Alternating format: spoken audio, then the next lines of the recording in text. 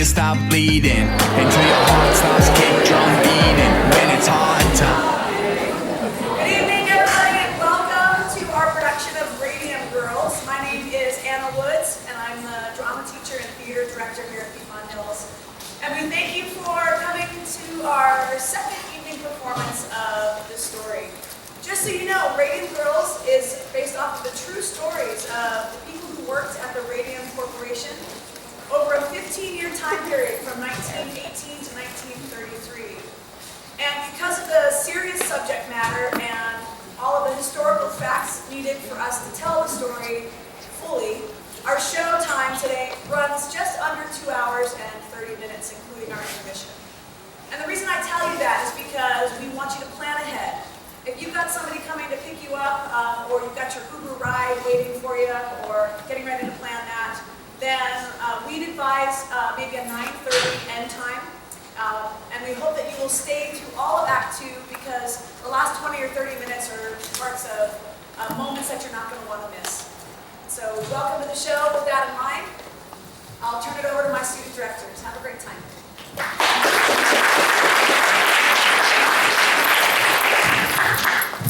Hi, I'm Jocelyn Doe. I'm Janelle Alcantara. I'm Nina Herman. I'm Rashia Banerjee. And we're the student directors of the fall play. Here is some theater etiquette. If you are planning on taking any photos or videos during the show, we advise that you use no flash. Please make sure to silence all cell phones. Please no walking up and down the aisles. Please do not cause any actions during the performance, for it is distracting. Now sit back, relax, and enjoy the show. This is Radium Girls!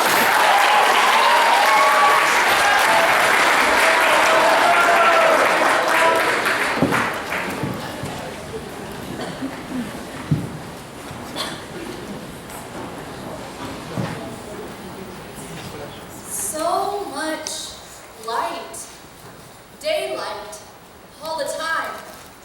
And on sunny days, it was almost like you were sitting outside. It was that bright. Hadn't that surprised you, Grace? It was a factory. I thought it would be dark and dirty. Then why go work there? Well, I was 15. It was time I paid my own way. Pay your own ways. What about school? Oh, I didn't miss it so much. The girls were all so nice, and the work wasn't hard. It wasn't like factory work, really. It was more like art. Painting those dials. We were artists. I'm not the one you should be talking to. Now, Lance Oshaki, he's the one you should be talking to. Now, Arthur, you know he won't talk to us. It was his process. Tell me about that process, Arthur. You used a powder. We used a powder. We mixed it with an adhesive to make the paint. Well, all that business with the brushes, I wasn't behind any of that. They were doing that when I started. But you knew about Of course I knew about it. We all knew. We just didn't know what it meant.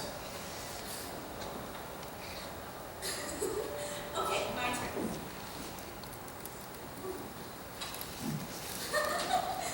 Irene? Oh, in here! Irene, what are you doing? Shut the door! Let me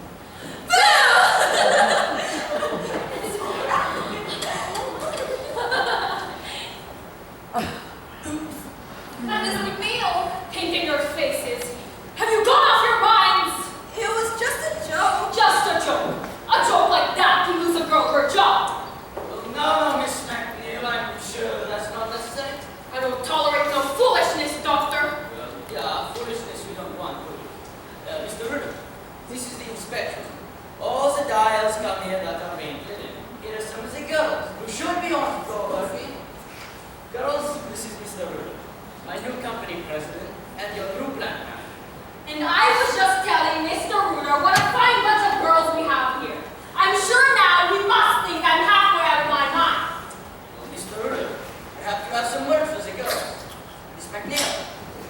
Well, girls, this paint you've been playing with, it's very expensive. You realize this. It takes several tons of ore to produce a single gram. Great. That's hard work. Very, very hard work for the men at the extraction plant, but they do this work gladly. You understand why, right? Why they work so hard? What are we all fighting for? The war? That's right. The war. The dials you paint saves lives, girls. Our boys in the field depend on them. Read them in the dark, not mistaking a single thing that they see. Otherwise, some of those boys will be fine. So, girls, if we decide to fool around and not take this work seriously, suppose you're playing right into the hands of the Kaiser. None of us want that. No, sir. So let's get back to work now, leave the tomfoolery at home.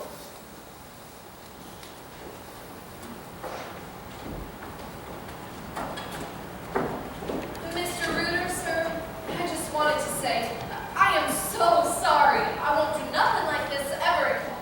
Well, dear, you just keep this in mind. If you do right by us, we'll do right by you.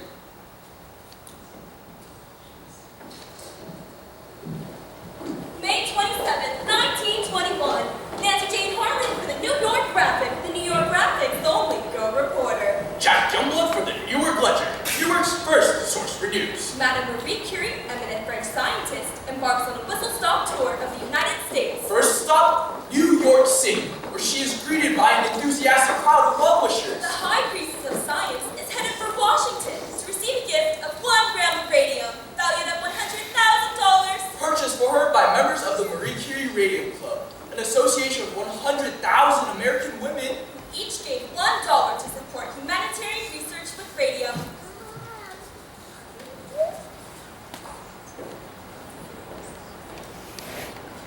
Grace, over here! Oh, Irene, look what I got. Member Marie Curie Radium Club. You gave $1? Well, it's all for science. Science? What about my room and board?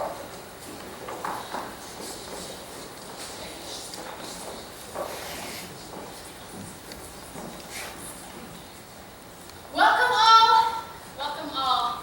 I must ask you, ladies and gentlemen of the press, please limit your questions.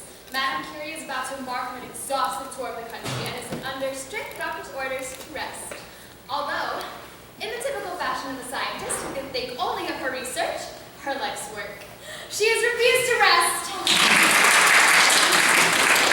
Madam Curie, what will you do with the radio? What will you do with the radio? I will be continuing my experiments to find better methods for the treatment of the cancer. Is radium a cure for all cancer? A cure for the cancer? Yes, of course it is a cure for the cancer. That is so. Radium has already cured all kinds of the cancer. But some doctors dispute that.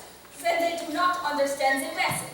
There is no question, radium will cure cancer. Madam Curie, how have you managed to devote yourself both to science and to your children? Well, it has not been easy. But my daughters share my gratitude to the American women for their interest in science and my work. I am most grateful. Madam Curie! No more questions! Madame Curie is on a tight schedule. Mrs. Andrew Carnegie has sent a car and will escort Dr. Curie personally, as will I, to Washington, where President Harding will present the gift of 1 gram of radium.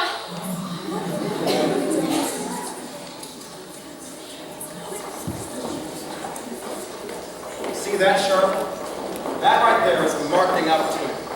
Let's enter one of our customers' watches, courtesy of the United States Radium Corporation. We'll need a press release. Radium isn't just for scientists to study. The average American can share in its glow every single night. Luminous watches, luminous clocks. Anybody who thinks these are just novelties Consider all the other technological advancements that have taken place in the past 50 years. The electric light, the telegraph, The telephone the automobile. Inventions all once dismissed as novelties, as toys. are now essentials to modern life. Got it. That ought to sell some watches. Watches, absolutely. But that's not what the growth is now, Charlie. You heard me. It's the medical market. And Standard Chemical owns it. Only because Von Soshaki lets them take it. But if we wanted to, we could get half their business. It's just a matter of positioning. Standard Chemical does publish its own journal, sends it out monthly to 12,000 doctors. We could do something similar. Something scholarly that the doctors will respect. Like a bibliography, listing every article ever published on Radium. But with capital pool, to save the doctors time. They get the information, find it fast, And have us to thank for we'll it. send it to every doctor in the U.S. Radio Society. Try every doctor in the American Medical Association. Now that's a spirit show. Advertising. It's the way of the future. See, it's not just the product, it's the way you promote it. Amelia Maggio was the first to die. She first started working in the Dial Studio in Orange, New Jersey, 1917. And at first loved her job. It paid more than any other factory, about 1 cent per dial. Besides, taking glow in the dark radio on soldiers' wrist on the bases and that of Amelia, and us outfeeders were pumping out in the war that day. Amelia was also a local celebrity, dubbed one of the Ghost Girls, due to her ever-present green glowing skin. Then, one day her teeth started to fall out. At her last year at the factory, 1921, Amelia started to abruptly lose weight. Her joints started to ache. She found herself moving like a tired old lady. The following year, her dentist discovered that her jaw was splintering apart. Almost all of it was removed. She then developed a horrifying anemia, constantly bleeding from her mouth. The doctors had no idea what was wrong with her, so they just listed her death as a condition resulting from syphilis. Amelia died September 12, 1922. She was just 19.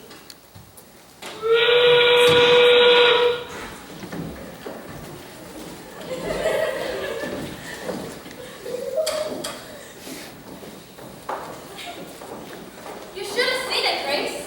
The church was filled with flowers, lilies and carnations and orchids. Oh, you know how Amelia loved orchids. Those weren't orchids. They were orchids, Irene. Flags.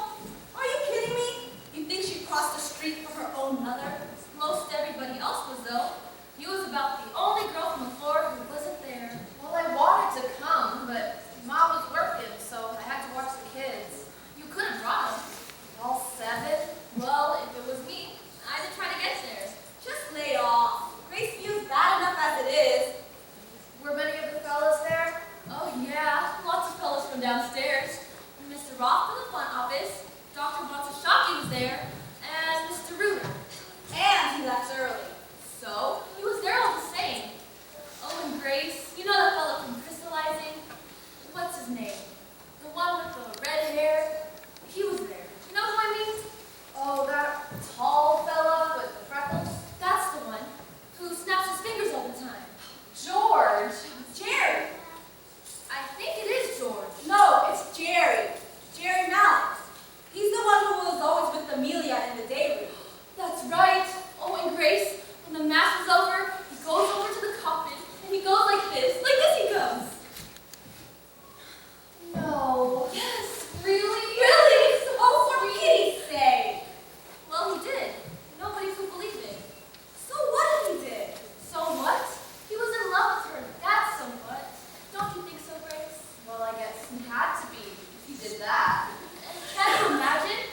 Can you imagine if he loved her and he never told her? Could never bring himself to say. Because she was so beautiful and he was so shy. And now it's too late. It's too late.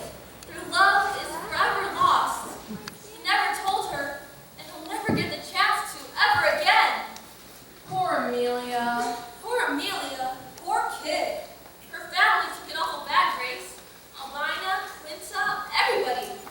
Every one of them crying. Even her father crying so bad. I never saw a man cry before. And not just like that. Just fallen like a baby. And you know why, too. Because his daughter had died. What she died from? Irene, don't go spreading stories. It's not a story. Albina told us. No reason Grace should know. Know what? Know what? Amelia? Ain't it awful?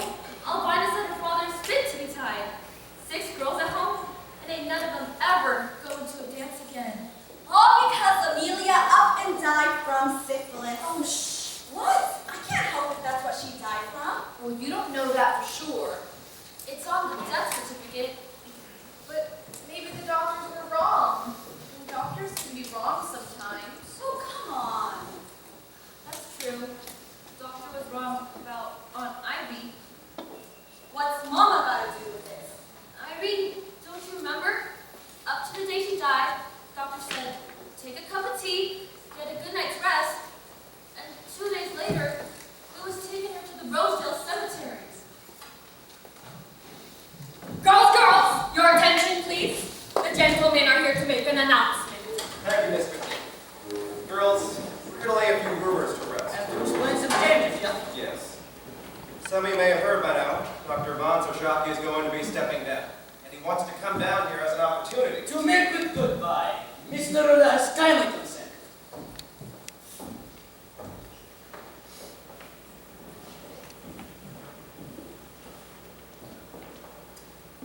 Some of you I've known since you were little girls. Coming here during the war, working so hard, 200, 300, some of you, 500 dials a day, all excited to be part of our work here. When this company, I started my own kitchen, mixing up the paint I thought I'd found something miraculous, something to make life better, easier now. Well, what do I mean? More and more uses for this radium, more than I'd ever dreamed possible. Thank you, Doctor. Yes. Thank you, Doctor. Now, girls, the doctor is a very busy man, and he must be on his way. So let's wish him the best of luck in his new business ventures. Mr. Ruda, let us good luck wish to you also. To the plenty steps as your new company president. Our congratulations to you. Thank you very much, When Doctor. Mr. Ruda came here 4 years ago to me, I saw in him a young man with great enterprise Very kind. and great ambition. But little did I guess the direction your ambition would take, but that's one of these things that makes this country great, is the opportunity it presents to a young man and his friends. And so, ladies. And so, ladies, let us wish Mr. Ruda the very best in the new direction he intends our company to take. New direction. With this slowdown in time Doctor. and business moving into the medical market, there's going to be a lot of changes here, yeah? What the doctor is referring to, some of our larger customers are going to be setting up their own dial painting studios. must work progress. In the short run, things will be a little slower around here. However, the Waterbury Clock Company in Connecticut will need some help setting up its new dial painting studio. We were intending to make the announcement next week, but I suppose we can make it now, Miss McNeil? We'll be asking some of you girls to go on up there. The worker supervisory arranger, which means more pay. Have you any girls in mind? Louise Conlon was one, Sarah Deutsch, Lena McCarthy, and Catherine Sharp. I have the entire list downstairs. I'll post it today. Very well then. Well, girls, seeing as we're all still on the clock, I suppose we'll let you all get back to work. Thank you, ladies. My best wishes to you.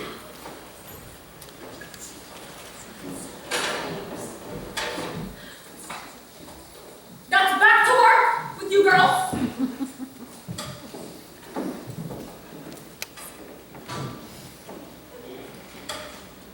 So you're gonna do it, Catherine? You're gonna take the new job? I don't know, Grace. Would you go to Connecticut? Well, it's awful far from here. I'm sure Tommy would have a fit. Oh, come on, Grace. It'd be fun. Want to be fun, Irene? Irene? Irene, honey? Are you alright? Yeah, sure. Why wouldn't I be all right? Your mouth is bleeding.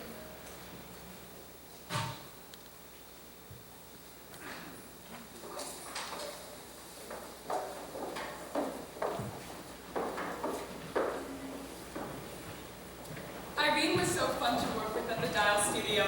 She always made the time pass quickly with her jokes and laughter. She was 15 when she started painting dials with her cousin, Catherine. We would always talk about taking in the night out and meeting some fellas. After a couple of years, Irene started complaining about a toothache, and I often saw her mouth bleed. She looked tired all the time, and eventually had to quit at the factory due to an infection that never healed. I went to see her a couple times. During that year and a half, she was sick, but she just wasn't the same girl. Irene died soon after that. She was only 21 years old. $35 a week and she quits the place. There's more to life than money. That's what you say when you're young, Tom. But you guys get to be my age with a house full of your kids underfoot. You thank God for every penny you put by. We got money put by. Oh yeah? How much? Enough to get married on. Don't take much to get married on. Do you have enough to stay married on? Tell you what, you let us get married and we'll find out. Tommy, are you still eating? It's good. I told you, you're gonna get fat. He needs to keep up his strength. He works hard for his money. Don't start, Mom. I didn't say nothing. It's your father with the roof over it. He didn't hit the roof. You should have seen the poor man's face, Tom, when he found out Grace wasn't working no more. Most girls would give their eye teeth for a job like that. Good work, easy money, nice-looking fellas are on the plans. You didn't tell me about them, Grace. Wasn't that many of them. Hardly seemed worth a mention. And she leaves it all behind, for reasons unknown. I'm tired of it up there, she says. Are you tired of the paycheck, I says. Who needs a paycheck, she says. I've got a boyfriend to take me out on Saturdays. She said that? No, I didn't. And for your information, I got a new job. Started the bank on Monday. Oh yeah, the bank. And what's a pay? Enough. Enough. Always enough. You know what that means, Tom? It don't come close to what it pays at the radio plant. But it's office work. Office work. Well, that means you're gonna be spending when you're closer. Boy, she's really seen that you. I don't see what difference it makes so long as I'm working somewhere. It don't make no difference to me. I just thought you liked it up there. I'm sure I liked it. I worked there 4 years. So, I've been delivering mail almost 8 years, and I plan to keep delivering mail another 20 or 30 years. If I'm lucky. Nothing like steady work and good pension to help you sleep at night. I don't have a pension, and I sleep just fine. I bet you do. So, how come you quit, Grace? Lots of girls are quitting. Work is slow. And besides, since Irene left, it just hasn't been as much fun. And wouldn't you rather have a girlfriend who works in a bank? Well, not as much as I like to have a wife not working anywhere. Close your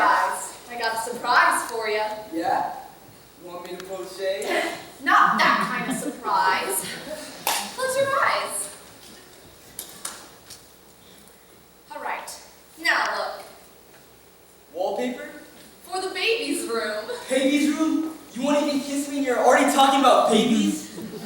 There's gonna be babies eventually, Tommy. Well, sure, but most girls, they graduate the nursery before they get married. Plan ahead for once. Pick one. They're both the same. No, they're not. This one's got big flowers, and this one's got little flowers. Is this some kind of test? It's just wallpaper. Is this some kind of test? Pick one, Tommy. That one. Really? The other one. Which one do you like, though? They're both nice. It matters which one we pick. You gotta pick something you can stand to look at for 20 years. Same way you pick your woman? Keep it up, smarty pants. You will never get that kiss. Okay. This one, hands down. This one. I like it too. Nice yellow goes with either a boy or a girl. And until the baby comes, we could always use the room for other things. Yeah? Like what? Like a painting studio, maybe? A painting studio, maybe? Didn't you get done painting at work? Not the kind I wanted to do, Tommy. I used to paint watercolors at school, but ever since work and helping Ma out with the kids, I just don't have enough time. Once we get married, all I want is some time to myself, so I can do watercolors or oils, maybe. Maybe I could paint portraits in oil. I could do you a picture if you like. Yeah, why not? We can hang it in the bathroom, and when our friends come around, we'll just look at it. The way you talk sometimes. Oh, Grace, you want to paint pictures? Paint pictures. I ain't stopping you. You say that now, but once we're married, bet you'll change your tune. Sure, I'll be whistling Dixie.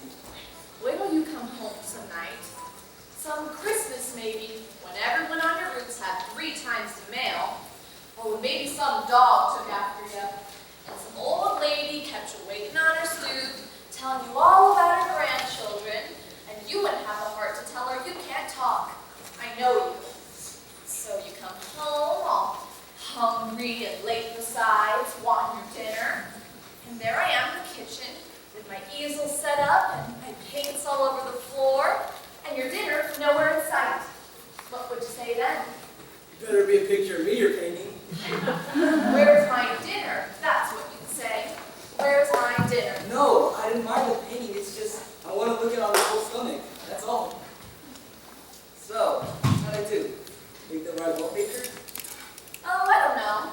Maybe I'll go with stripes. Stripes, polka dots. I don't care anymore, Grace. Let's just get married. You're plenty old enough. Tell your mom we're not waiting anymore. We'll just run off. We are not running off.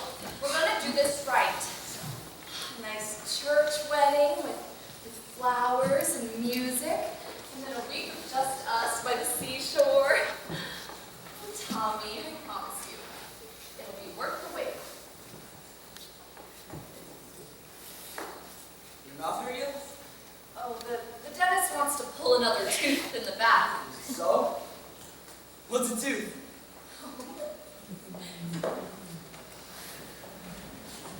Hazel Kuzer. Any connection to the others? Only by virtue of employment. Except for the fact that she has a good lawyer. Knows how to write a good letter anyway, that lawyer. And she no longer works here. Left 6 months ago. This next door. 3. Before we got the magic. I wouldn't include her. She worked here. She also worked other places. And what she died from, couldn't cash here. At least, I don't think you can. Shirley, that's not funny. Besides, it's just a bunch of idle talk. Well, in my experience, there's usually something to the idle talk. Especially when it comes to girls like that. From a large family, wasn't she? Italians. The conditions that they live in.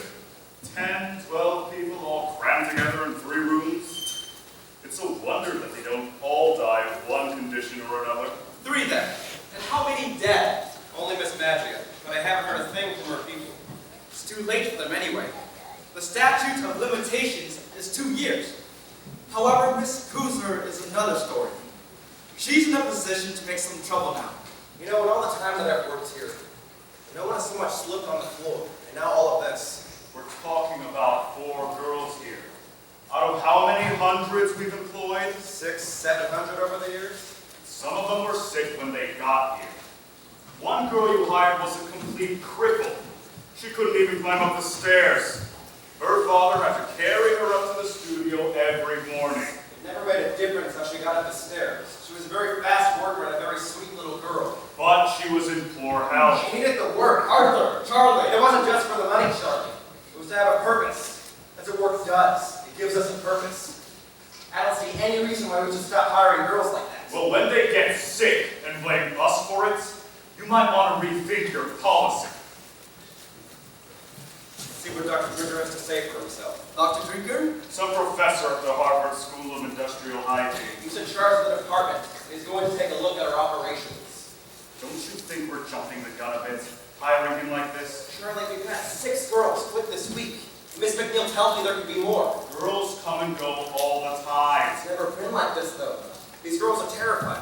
We need to do something to calm them down. So we're letting Drinker examine them. That sounds to me like a recipe for mass hysteria. Well, we'll tell them it's a routine physical. Edward? Well, companies do give physicals all the time. Then Drigger can start next month. And in the meantime, I recommend we make an offer to Miss Cruiser. Like so? There's no proof that her problems are connected to us. If she sues, believe me, you won't like the publicity it brings, and neither will your investors. You think this will affect the stock offer? Don't you? Wonderful.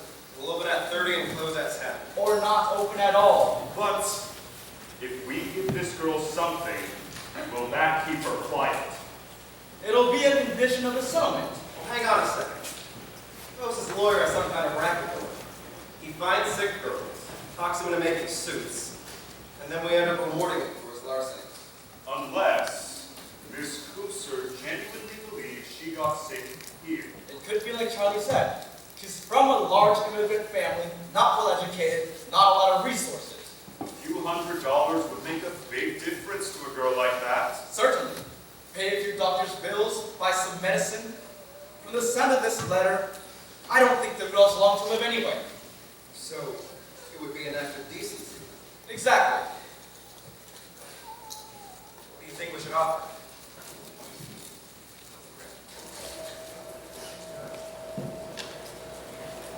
March 24th, 1924. Jack Gumler reporting for the Newark Ledger. Nancy Jane Harlan for the New York Graphic, the Graphics only Go reporter. Could radium water pose a cure for crippling arthritis? Scientific studies suggest connection. Dateline, Orange, New Jersey. Radium water products offer a miracle cure for crippling arthritis. Some patients reported a significant abatement in their symptoms. Mrs. Jeremy Michaels of the Bronx tells how radium water transformed her life.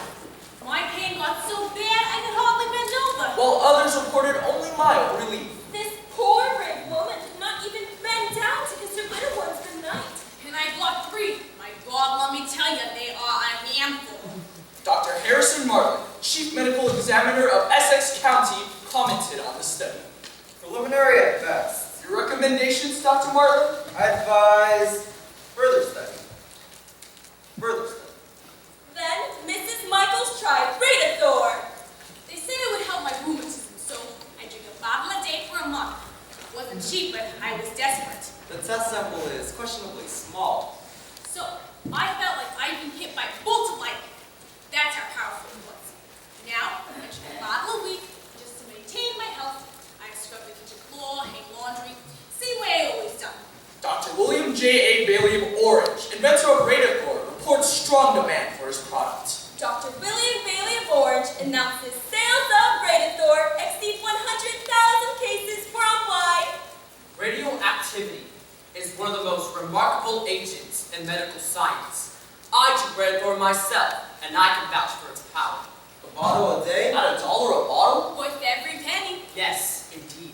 I myself was the picture of lethargy before I discovered the amazing, vitalizing qualities of radium water. Now look at me. I'm nearly 50 years old, but I have the energy of a man in his 30s. You rather look like a man in his 30s. Well, thanks. A testament to the tonics potency? Or to the seller's creativity. Radiator! It is perpetual sunshine! And a perpetual money machine for its inventor. Is there no end to what science can do?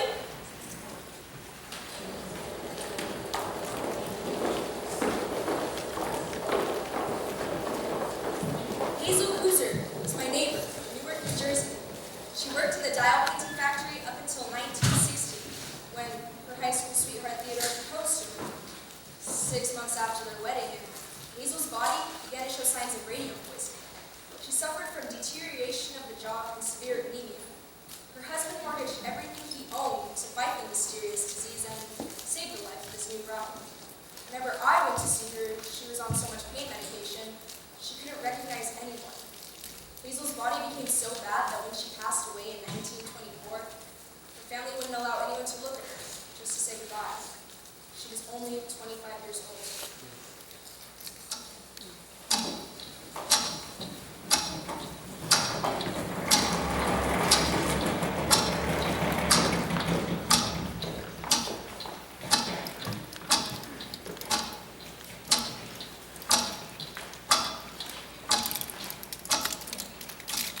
Maybe we should have made an appointment. Don't need no appointment. But it's a busy place, Catherine. If you don't have an appointment, maybe you need to make one. I shouldn't need no appointment for this. I'm sorry, I don't write anything under sharps. No, it's under Rudolph. Rudolph? The girl I'm asking about. Irene Rudolph. Did she file the complaint? No, the dentist did. The dentist? Dr. Neff, Irene's dentist. He said she might have flossy jaw, and he was going to complain to the health department about it. But when I asked him, he said he hadn't heard nothing. It's been more than 6 months now. Flossy jaw, you say? Yes. It could have been like your doctor said, Catherine. Maybe a blood infection. Yeah, but what gave it to her? That's the thing. What was it from? From dirt. You get infections from dirt. From dirt? Her face puffed up like a pumpkin. Her jaw rotted so bad she couldn't eat nothing. You think you get something like that from a little dirt? You get it from phosphorus. They're telling everybody it's raining in that paint, but it's really phosphorus that makes it glow. Come on, Catherine, you can't honestly believe that. You saw her, Grace. Catherine, if it was like what they say, they'd never let you work up there in the first place. Sure, they would have shut the place down. Shut it down? Who's gonna shut it down? I don't know. The county? Honestly, Grace, you're such a ninny. Hey, How are they gonna shut it down if they don't know about it? Ever think of that? now come on. Come on, Catherine, Grace, she's got no business talking to you that way. I told you, she's just upset. Upset? She's gone around the bend. She probably thinks they're dumping arsenic in the drinking water. Next, it'll be kidnapping babies and using them to stoke the furnaces. Go ahead and laugh. You'll laugh so hard when it's you coming here 6 months from now asking after Grace. Crying out loud. Catherine, I told you, it's just a toothache. Yeah, that's how it started for Irene. Just a toothache. You wait, Grace. You wait. You wake up one morning, your gums hurt so bad, you won't be able to open your mouth. So weak and sick, you won't be able to stand up. Stop it, Catherine. The pain's so bad, you won't be able to sleep at night. And your face so swollen, you won't be able to I said stop it! Grace is fine. Right, Gracie? I mean, Rudolph? That's it. She worked at the radio plant. Yes, ma'am. Nothing. Huh? The company is in full compliance with all safe health and legal regulations. We ordered an analysis of the paint. Let me see. Miss, really?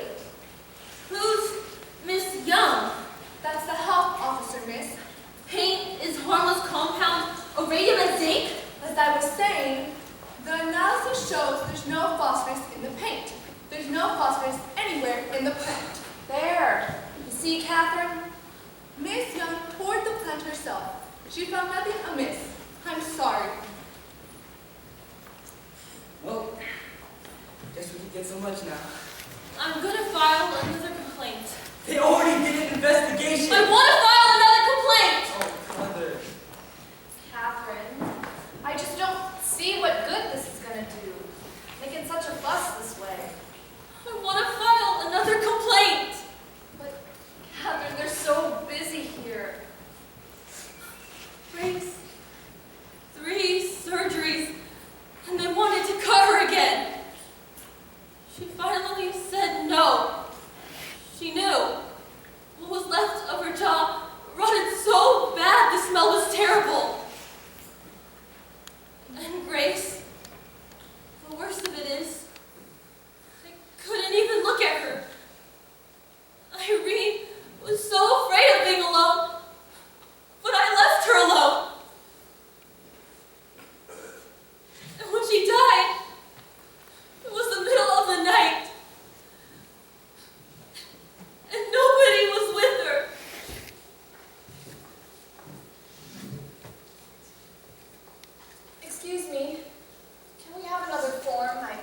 My friend would like to file another complaint. Another complaint? Is the girl still sick? No, she died.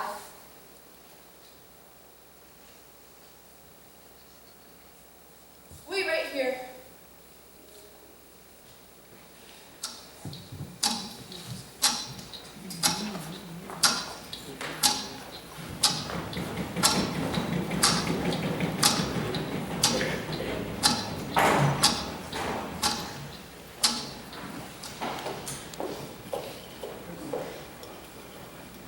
Harriet? Harriet, you come down from that tree at once. I'm waiting for Papa. Fine. When he comes back, I'll send him up after you. There he is. Papa, Papa. Harriet, what are you doing up there? Harriet, come down at once. Papa, I can see things in the church. Can you? Do you see your grandfather? You know, but it's the schoolhouse. You think this is funny? Enjoy yourself. Harriet! You know, if somebody wasn't yelling at her so loudly, she probably wouldn't be yelling so loudly back. They can hear her from all over the neighborhood. Oh, I'm sure they can, dear. When she comes down, I want you to speak with her. She's 9 years old, Dad. And I'm trying to raise a daughter, not a son. Well, lucky enough for you, time is on your side. In a couple of years, she'll lose all interest in trees and develop a fascination with forests. And that's supposed to scare me. And you know for a fact when that day comes, she'll be frantic. Because she no longer wants to be climbing up trees.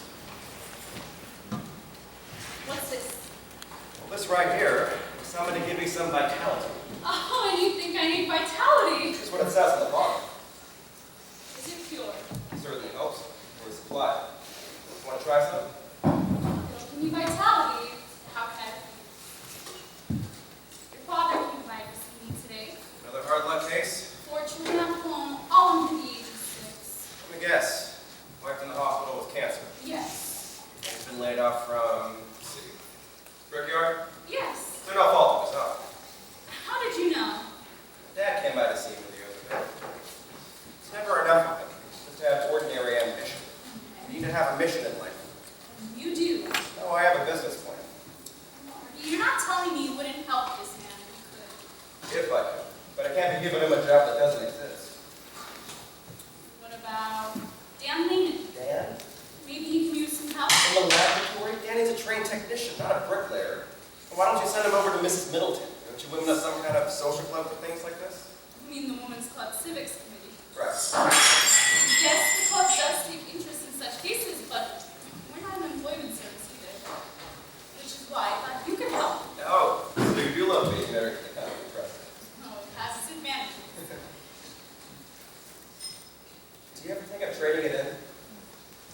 Do you? I got my shoes shined today. And while I watched the boy work, I thought to myself, this is quite an enterprise. The work just walks in and then walks out. There's no inventory, no warehouse, no shareholdings, no stock options. And you'll trade it all in for your own shoe shine stand. A lot fewer headaches that way. Oh, so you're in one of those moods again. What is it this time? Can't be the market. It went up today. Oh, now you're reading the financial pages. Well, I have to keep myself entertained somehow. So, what happened today? You're acting very strange. Am I? I'm sorry. You can tell me, you know. Well, there's nothing to tell. This is going to be our best year yet. So it's the prospect of success that finds you so disheartening. I'll go get my checkbook. Oh, what for? You're a bricklayer. Oh, Artie, he needs a job, not charity. What is it your father always says? A working man needs work. It wears... It wears on a soul not to work. Well, if it's a matter of a soul, it's a whole nother thing. All right. I'll have a talk with him. Artie! But I make no promises, Dad. No promises. Here we go.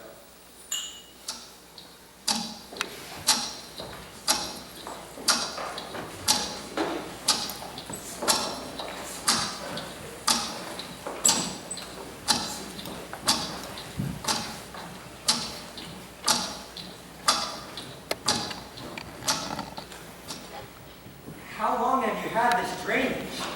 A week or two? Hurt something awful, Dr. Neff. Is there anything else bothering you? My back, mostly. You're back now. You seen your regular doctor about this? He says it's just nerves. Nerves? About my wedding and all. This ain't no case of nerves. I hope you told him that. What do you think? I think you better schedule that surgery.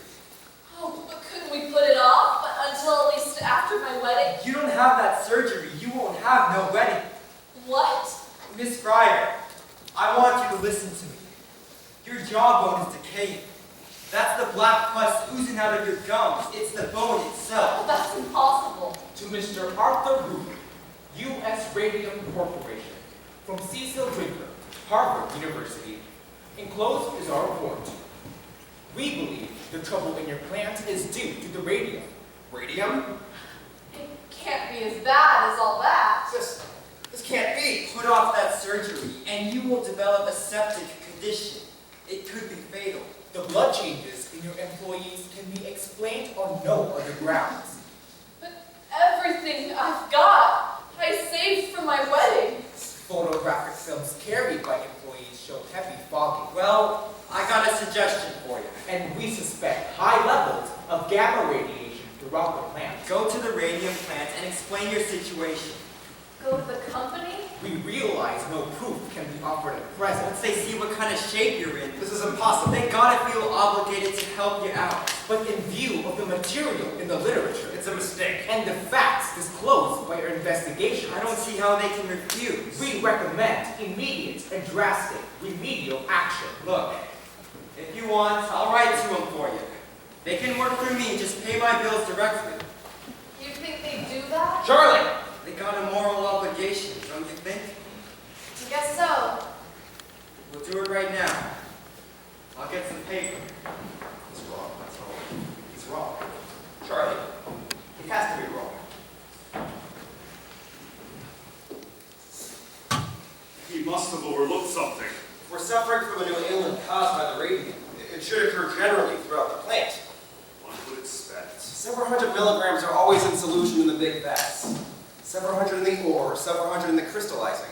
The entire backyard is filled with tailings. Radium is present in vats all over the property. Now, if it's the radium, then the incidence of illness should be highest in the laboratory. No one there is sick. And perhaps it's some combination of the radium with the zinc.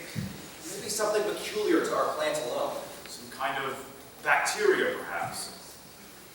The brushes? But whatever it is, it can't be the radium. There are dozens of application plants all across the country. None of them have ever reported anything like this. The Department of Labor wants to see the report. Yes, I'm aware. What are we going to do? This report tears us to pieces. How can we answer them? They want to see your report?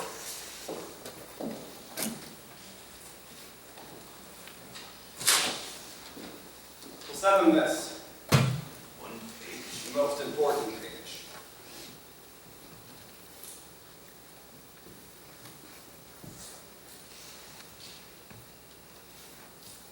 Drinker will never stand for this. Drinker works for us. That right there is a proprietary report. What we do with it is our business. But the Department of Labor, Arthur, Just need time, Charlie. Just a little bit of time. they could shut us down for this. Scientists and government men have no idea what it takes to run a business. For God's sakes, Monzo Shocking thought that advertising was a dirty word.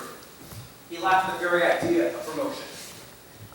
I can't tell you how many times I walked into that man's office and he turned a deaf ear to everything I told him. Look at us. Look at this. We're the world's largest single supplier of radium. The largest in the world, Charlie. Now, do you know what it took for us to get here? To think I'm just going to stand idly by and let our good name get dragged through the mud. All right? Just trust me.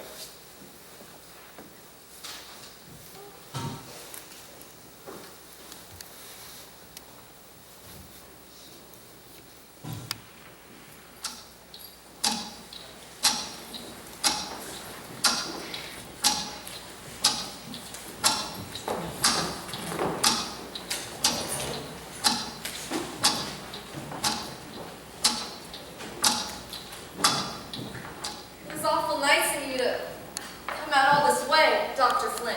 Not at all, my dear, not at all. I told my surgeon he was stopping by, so he gave me a copy of my blood work. Excellent.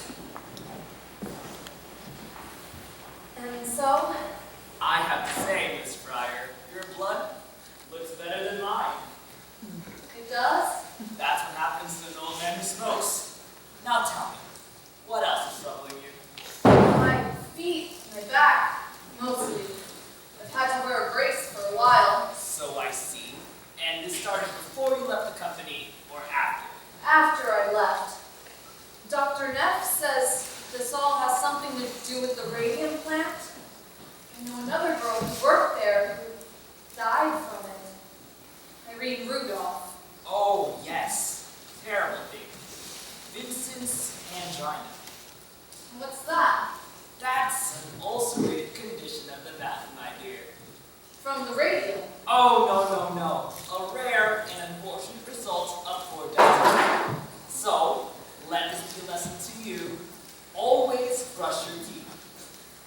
There was something else in other papers about other girls who got sick. One girl I worked with, she's at a hospital in New York, and the doctors, they don't know what to do because they've never seen anything like it, and I'm just Miss very... Pryor, don't tell me pay any attention to the papers. Those stories are not scientific. They're not? Reporters are not scientific. They don't follow scientific methods. They write to sell, not to educate. Scientists are not concerned with what sells. He is concerned with the truth. He undergoes several years of painstaking study to reach an understanding of intricate natural processes that most people would not presume to comprehend. You would do well for yourself to listen to science and ignore the nonsense written in those newspapers, because I can tell you right now, Miss Pryor, radium has nothing to do with what's ailing you. It doesn't? Not in the least. Well, then what's ailing me? Poor diet, Miss Pryor. Poor diet. But Dr. Knapp told Dr. me Knapp is a dentist, not a physician. What you have is a vitamin deficiency. You need to eat more fresh fruits. It's hard to do in the winter. And raw meat as well. That will help with the anemia. Brown calf liver particularly. Cook it if you must, but eat it twice a week at a minimum. Well, No, Miss Pryor. I'm a scientist, and I'm taking a purely scientific interest in the situation. By allowing me to examine you, you're helping me to advance my studies. I thank you. Call me anytime, day or night. Thank you, Doctor. Happy to be of service, my dear. Frederick Flynn, Ph.D., Columbia University. Ph.D.? That's not a real doctor. My findings, Mr. Reuter. He's seen half a dozen girls who used to work at the plant. Word I hear, he's working for the company. An objective evaluation, I trust. The source of my funding has no bearing on my research. And I let that fella examine me. I didn't examine her, per se. It was not a medical examination, per se. Well, nevertheless, you were able to offer her some useful advice. I did my best for her. Every girl he sees, it's the same thing. Nothing wrong with you. Your blood is better than mine, he And says. how are we doing on the rest of the report? The animal studies I've conducted reveal no adverse effects from radium. The problem, as you may have suspected, is one of personal hygiene. Can't believe someone would do something like that. Straight out lie to you like that. Nothing surprises me. You were right, Catherine. Those people, they'll say anything, they'll do anything. Except the right thing. Well, we're gonna make them, Catherine. We are gonna make sure that somebody hears about this. Well, Dr. Flynn, I'm most grateful. However, I'm particularly grateful the young woman you examined earlier is doing so much better. Not examine her, no. I merely consulted. Oh, I'm saying she is doing better. Isn't that right? From what I could see, Mr. Reuter, she is on the path to recovery. Excellent. Here is a statement of my using these pictures. Mr. Lee will draft you a check.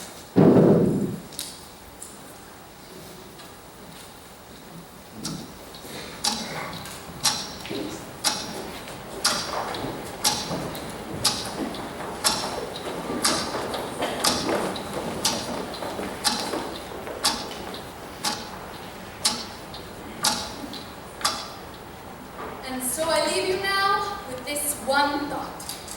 Ladies and gentlemen, we do not have to accept injustice.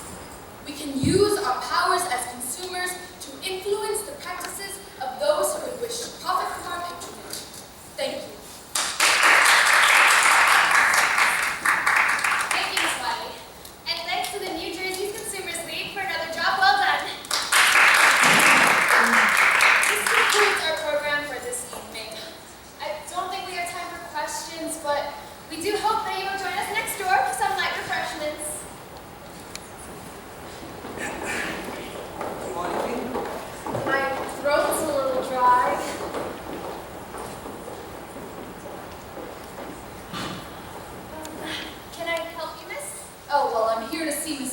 you're not a member of the women's club. No, but Are you a guest of a member?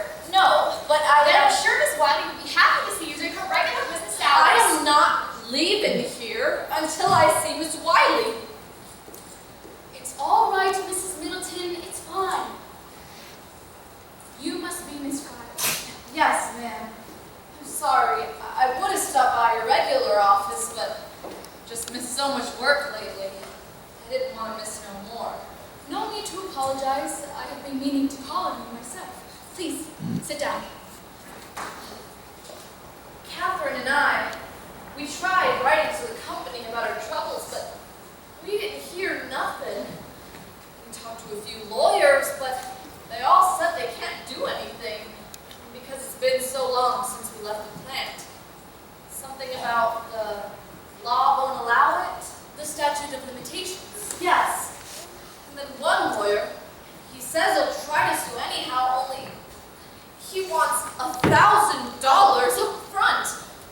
I already spent everything that I saved for my wedding on doctors and dentists and hospitals, and they still don't know what's wrong exactly. And Tom, that's my fella, he says he don't care. He just wants to get married anyhow. I can't help thinking, Miss Wiley, what good am I to him like this? If I could just get a little compensation to settle my debts, maybe I wouldn't feel like I was saddling Tom with such a burden. I'm sorry to rattle on you about these things. It's just, I am so tired of being pushed around. I don't blame you. Miss Young at the Consumers League, she's at the health office. She said the Consumers League has influence. Well, I'd like to think so. We've certainly had our share of successes. So you could help us then. Tell me, Miss Fryer, just how far are you willing to go with this? Ma'am? Suppose I do find you someone willing to take your case on a contingency. You wouldn't have to pay him unless you won. Would you be willing to sue? Well, I want my compensation. Of course you do. Now suppose the company says, here's some money, Miss Fryer. Only you are to tell no one what you've agreed to. You are to say nothing about how you got sick. Keep it quiet, you mean? Yes, That don't seem right. it isn't right, but that's what they'll do. They will try to buy your silence. Is it for sale, Miss Fryer? No, it is not. Good. So you can help us then? I think I can help you, if you're willing to take some chances. Chances? Miss Fryer, if you would be willing to put aside your own need, just for the moment, we can put a stop to that company. We can stop them dead in their tracks. What do I have to do? We start by putting you on page 1. Page 1? You want her to talk to the paper? Not just one newspaper, many, many newspapers.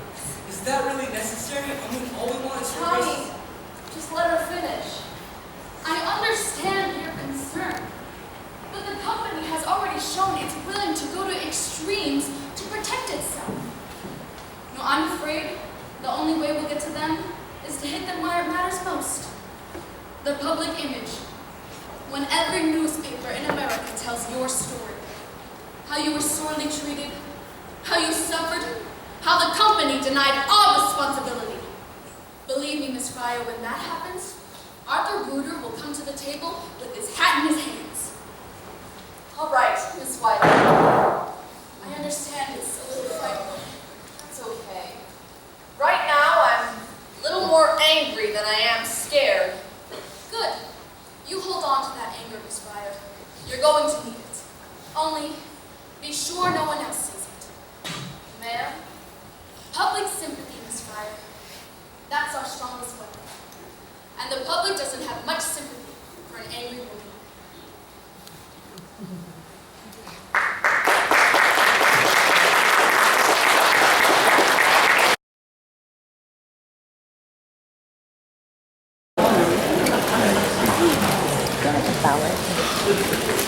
December 4th, 1927. Jack Gumlow reporting from the Newark Ledger. Nancy Jane Harlan for the New York Graphic. On the strange case of the Radium Who Girls. claimed they were poisoned at the hands of their employer. And now seek their day in court. $250,000. That's the price tag on their suffering. $250,000? Ask me, it's all a sham. What do you mean? Those girls are very sick. Sick of working, sure. Doctors say the Radium Girls only have a year to live. Only 1 year to live and 250 grand to spend. What would you do with that kind of money? What would you do to ease your last suffering days on Earth? What would you do with $250,000? I'd buy a wardrobe like Irene Cassidy's. I'd give it all to charity. Then I'd travel around the world, first class with all my friends. I'd play the stock market. I'll buy my wife a fur coat and a diamond the size of New Hampshire. I'd use it to pay my medical bills. And pay off the second mortgage on our home. The one my father took out to pay for my last operation. Pretty Grace Squire sits at home, Suffering bravely through this entire ordeal. struggling valiantly to keep up her flattering spirits. For the sake of her family and her friends. It hurts to smile, but I try to smile. You know, if I don't smile, I'll go crazy. Tell us, Miss Fryer, how does it feel knowing you have so little time left? I try not to think about it. But it must get to you sometimes. Knowing what you've been through. And the company's getting fat off of your labor. And all they have to say about it is, No comment! Don't you just want to punch somebody? Oh no, that wouldn't do any good. I'd rather just think about how it's gonna be when justice prevails. Then maybe I can do something nice for my folks. I never did have no honeymoon. What a fine example of womanhood! You can only aspire to bear a cross in life as nobly as this young girl.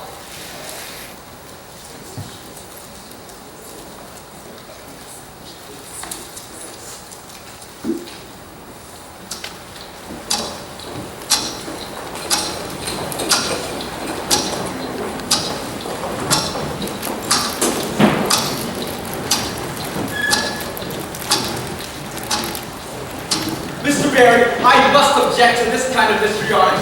I have nothing to do with that, Mr. Markley. I've been in this game a long time, Mr. Barry. When I see a story like this move over the wires, I am not so naive as to believe that a plaintiff's attorney has nothing to do with it. What's your proposal, Mr. Markley? $1,500 for each girl. $1,500? That's not even a year's wages. We think it's very generous, considering your case won't survive the statute of limitations. This is a case in equity, sir. The Chancery Court will come to a different conclusion. The Chancery Court can't rewrite the law, and the law is clear. 2 years from the date of injury. Your clients are out of time. Mind you, Mr. Markley, that's 2 years from the date the cause of injury is discovered. Very creative, Mr. Barry. Very clever. I have to admire your imagination, but you've a long way to go before you convince the judge. And in the meantime, Mr. Martin, the press will continue to take a great interest in this story and in the company's complete indifference to his work. No doubt that will prove to be good press for the consumers league.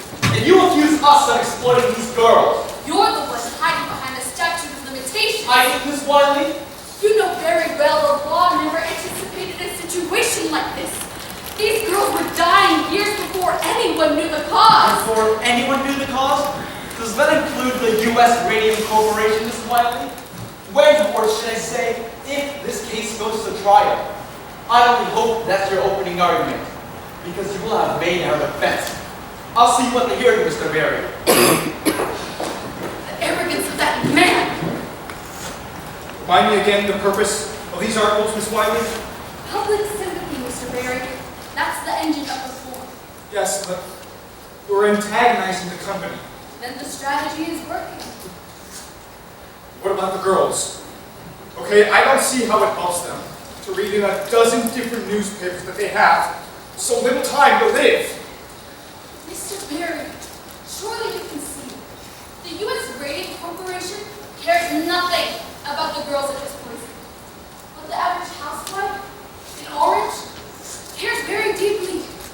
And so do millions of women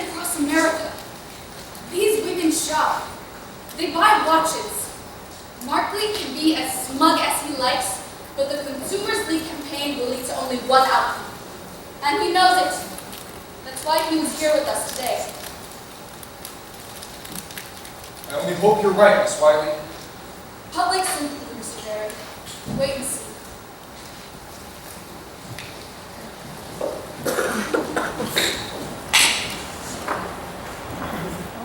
Dear Miss Sharp, I read about your sad story in the Boston Globe, and am so sorry for your plight. It seems at this time of rapid advancement, the well-being of the average worker is overlooked. I would like to share with you girls the key to my own good health. At the age of 92, it is called Christian Science. Dear Miss Fire, I read of your woeful situation in the Atlantic Constitution, and I am ready to offer you a solution. Venison, a wonder tonic made out of all natural ingredients. Venison will restore your health and vitality.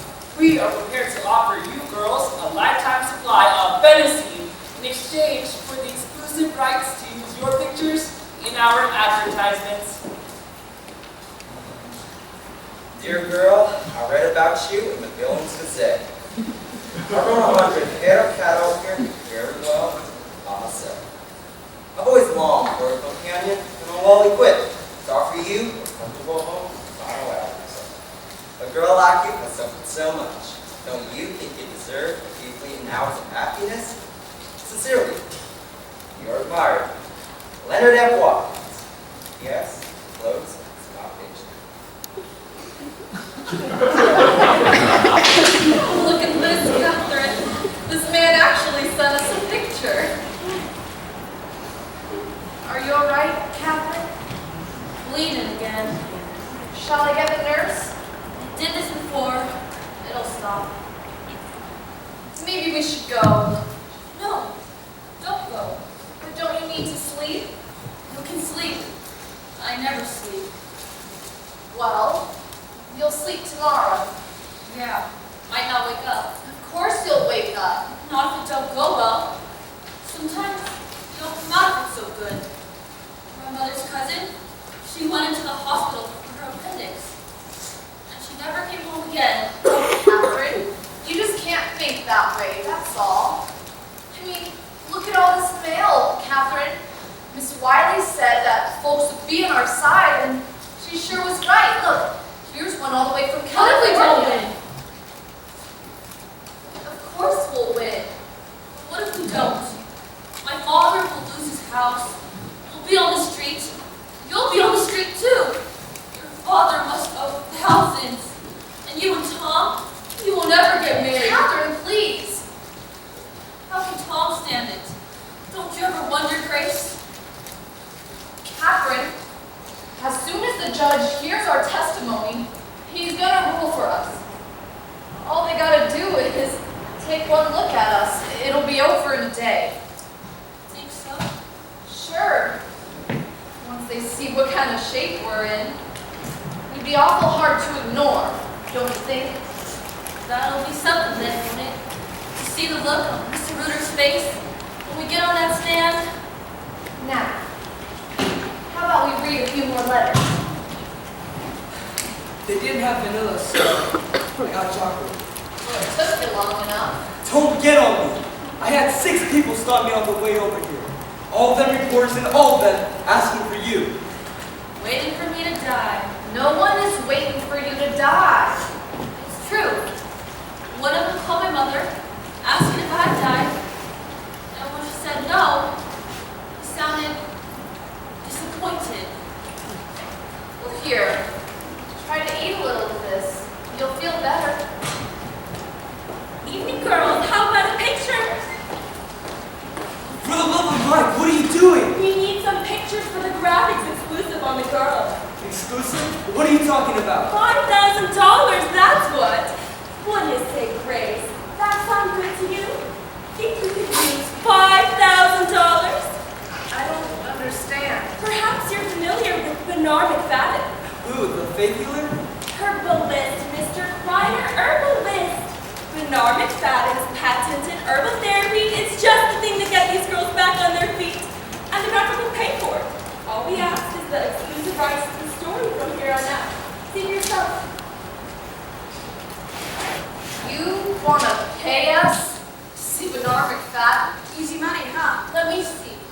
They're serious, Grace. The graphic always does business on the up and up.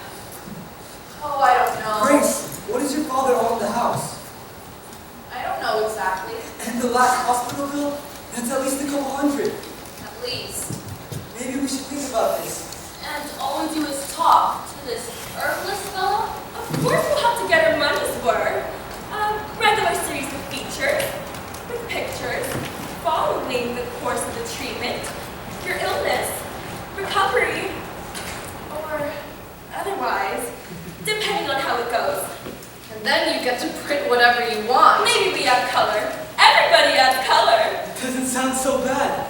Maybe we should talk to Miss Wiley about it. Miss Wiley? What's it to her?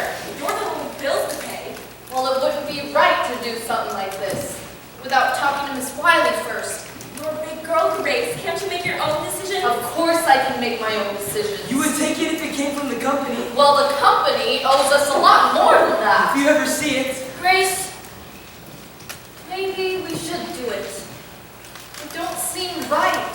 You couldn't talk to the reporters anyhow. Just why not get something out of it? He's right, you know. Why give your story away when people are crazy to read it? Believe me, you girls could cash in big. The day we ran the feature on you, bang, sold out of every copy at every newsstand. Everyone can sympathize with the plight of some poor sick girl facing certain death with no hope of fulfillment in motherhood. I think I'd like you to leave now. My friend is very tired and clearly she needs her rest. Grace, at least think about it. Sure, think it over. I understand you're worried about what people will say. But hey, you gotta think about your own interests. There's no reason you shouldn't get something out of all of this. Everyone else has to get what they can. Why should you just sit back and keep your nose clean when everyone else is up to their elbows in it?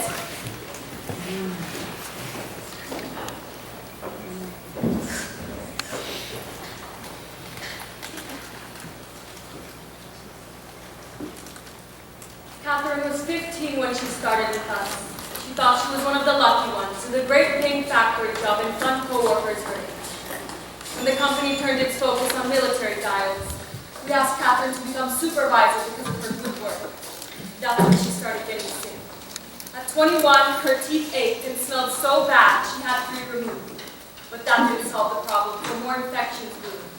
She became so sad, moody, so unlike the girl I remember. But she continued to come to work. It's a shame what happened to her. She joined Grace in the lawsuit against the company. One day, as she was struggling to walk up some stairs, her kneecap was shattered. The radium had eaten away at her bones. Catherine decided to have her leg amputated, but the surgery was too much for her poisoned body. She died in February of 1933 at the age of 31. Gentlemen, I have treated a number of girls who claim they got sick here. One of them, the girl's jaw had rotted so bad I removed it just by lifting the bone out of her mouth. As you can see. That's all right, Dr. Mack. You can put that away now. Perhaps you would rather look at it on the x-ray. This was an expensive case to treat, and they never did get no compensation. The girl died. Her family never paid. We sympathize, Dr. Mack, but I don't see any connection between your situation and ours. Here it is stripped. There's going to be a lot more girls coming out and saying they got sick here. So, maybe we can do business. I scratch your back and you scratch mine. That sort of thing. I don't follow you. Suppose you was to give me a list of the girls who worked here. Well, I would see to it that there were no more lawsuits. You found a cure. I couldn't put out a cure, no. What I'm saying is, I scratch your back and you scratch mine. How so, Dr. Neff? I'd examine them for radium necrosis, and then I would come up with a medical diagnosis for you, pyorrhea, say, or something else. Quite a few cases will just die a natural death anyway, and the rest we can put off for a while until the statute of limitations kicks in. Then it's too late to sue. You'll persuade them that they haven't got a case against the company. Precisely. And if it did come to court, I could testify that it was some other problem. And it would be a strong testimony coming from the dentist who treated them. What makes you so certain these girls will come to you? They'll come to me quick if I don't charge you. Because we'd be paying. Exactly right. We understand each other, Mr. Ruder. Exactly what are you asking for, Dr. Neff? I'll need $10,000 for my troubles so far, and for every girl I agreed to see from here on out. And that would be $2 for every visit, plus expenses for the experts. I'm offering a gentleman's agreement here. Better off if it's not in writing. No. Okay, we'll put it in writing if you want. We'll do nothing of the kind. Your proposal is immoral, and will have nothing to do with it. Immoral, you say? You're a fine one to be talking about moral. Mr. Lee, see Dr. When you got your own hired guns ready to testify. Expert witnesses. Expert witnesses? Paid lackeys is more likely. And none of them's got the dirt that I got. If you're smart, you'll play ball with me. Believe me, there's plenty of other folks interested in this information. You threatening me? Just a business proposition, Mr. Ruder. Just looking out after my interests, same as you're looking after yours. Mr. Lee, see Dr. Neff. All right! You don't want to play ball with me? Fine. But believe me, when all of this shakes out, it won't be me holding the short end of the stick. Gentlemen, I want you all to make a statement on what happened here this morning. We'll send it over to the State Dental Society. And then Dr. Neff can see who's playing ball and who isn't. An excellent idea. I don't know. Perhaps we shouldn't be so quick to dismiss Neff's proposal. What do you mean? We're in a very bad situation here, Mr. Ruder. That's true. Mr. Lee says you're having sending girls to work here. Yes, and we've lost some contracts because of it. It's going to get worse. The papers are full of stories of those girls. Making them out to be saints. And what defense can be put out? Except to say that we'll try our case in court. And in the court of public opinion, we've already lost. Perhaps we should reconsider. It certainly would hurt to have testimony from a dentist who treated those girls. Neff could be very useful to us. We should retain him. Retain him as what? An extortionist? As an expert. Like Dr. Flynn. Dr. Flynn was a highly respected professor from Columbia University. Neff, on the other hand, is just a neighborhood dentist. But Dr. Flynn treated some of the girls, didn't he? He never treated them, he merely consulted with them. He dispensed medical advice, Arthur. He gave them an expert's opinion, a scientific opinion at best. How about this? We retain Neff, but we don't put him on the stand. Just so we can keep him from testifying for the girls. That's the most important thing. Yes, I agree. That's the most important thing. Would you be all right with something like that, Mr. Ruder? Mr. Ruder. Mr. Ruder. Edward, we're not seriously considering this. We can't seriously be considering getting into business with a guy like Neff. Arthur's right. We don't want to do business with Neff. He could hurt us. We have to take steps. Neff has already given us everything we need. New evidence. This is grounds for postponement, gentlemen.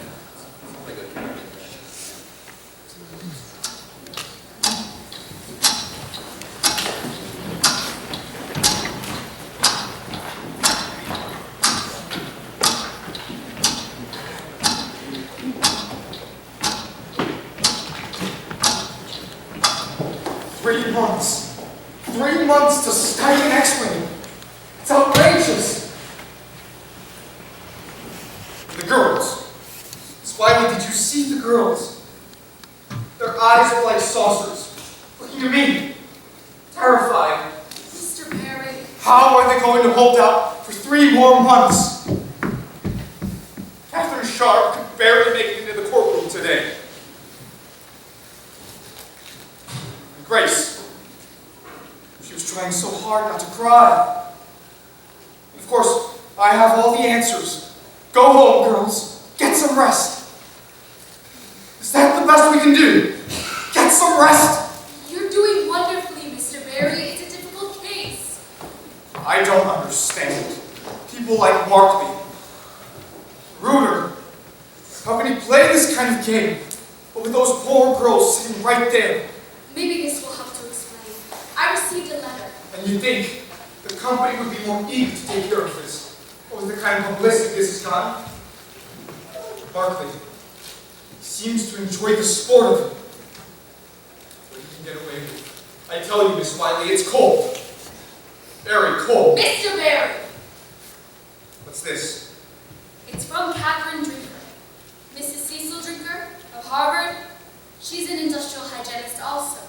She worked with Dr. Drinker on his study of the radium plant. It was a joint effort, actually. That's very interesting, Miss Wiley, but I'm afraid we've already You've seen that. only seen part of it, Mr. Barron, please. This is the complete report. I received it this morning. Mrs. Drinker has been following our story very closely in the papers. And she was particularly disturbed to read that last article in the Ledger. The one where Mr. Lee says her study clears the company. They doctored the report. Ruder lied and doctored the report. Apparently, he pulled out one page listing the blood conditions of a dozen employees and tried to pass it off as the whole thing. Doesn't look so bad by itself, does it? But in context, it's a somewhat different picture. We have to use this. Yes, that should impress the judge. The judge. Miss Wiley, I'm not going to wait 3 months to make use of this. I want you to call that contact you had in the New York court. If Ruder won't let us present our evidence in the courtroom, then we'll just have to read about it in the newspaper.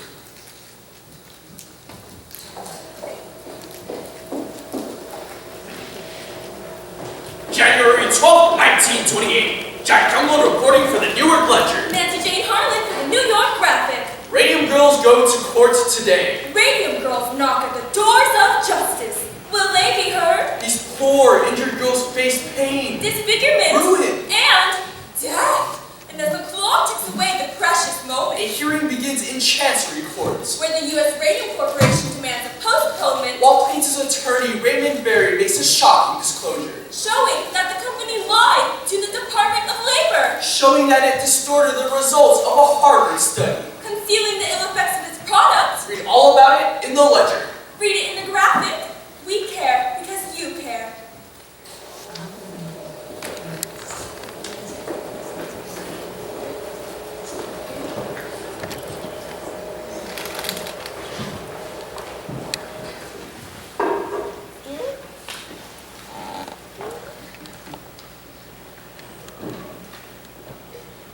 More bad news?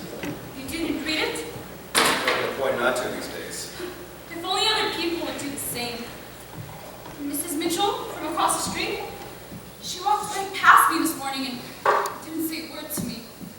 I know she saw me, and the women at the market and the green grocer, the way they glanced at each other. Why don't you read the Ledger instead? I thought I saw it somewhere around here. Why don't you read And that? at the club today, this woman actually had the nerve to say to me, "Is it true? Is it true?" she said. "Did your husband poison those women?" I said, "Mrs. Cowles, if that were ever to be true, then why speak to me at all? I certainly wouldn't associate myself with a woman's husband did such things." Why do you go there then? If that's the way people are going to be. I've been a member for years. What do you want me to say, Diane? I knew we were poisoning people, but I didn't stop them because we were making too much money. Is that what you want me to say? Well, I certainly wouldn't want you to say such a thing. Even if it were true. What about especially if it were true? Is it true? Is that what you think? What would you like me to think? For God's sakes, Diane, don't you see what's going on here? It's Von Shocky. He's behind all of this. He's jealous of our success, so he's feeding information to the Consumers League so they can ruin us. Why All would those the radical Consumers women, League- do-gooders, communists, socialists, what they all are. Yeah. Same thing with that stupid club you belong to. What? You wouldn't think that you could go around and solve all the world's problems. I can't. I'm sorry. You're better than that, you know that. You're gonna quit that club. Quit the club. Stop talking to that idiot Mrs. Middleton. She doesn't know anything. None of us Mommy, know anything. listen. You don't know anything. You don't know what the hell you're talking about.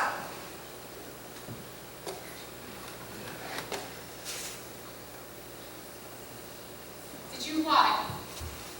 What? Did you lie to the Department of Labor?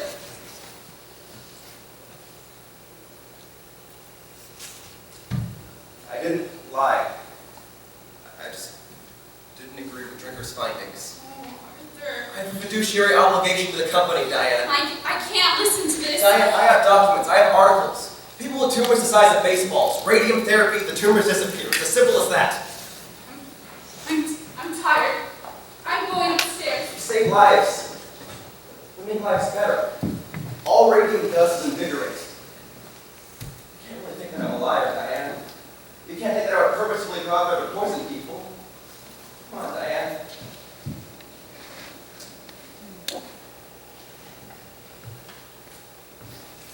No, You think I would ever do anything to harm you or to harm Harriet? certainly not. So what's the problem then? 13 girls have died. People die every day, Diane. But they've worked for They you. also worked other places. I read a report from a professor from Columbia University, an expert in industrial hygiene, just like Trigger, who says there is absolutely no connection between these illnesses and our plant. Then what could the cause be? No, Diane. I've done everything I could to find out, but I just don't know. Tell me you believe me. If you're not with me on this, there's no point to any of it.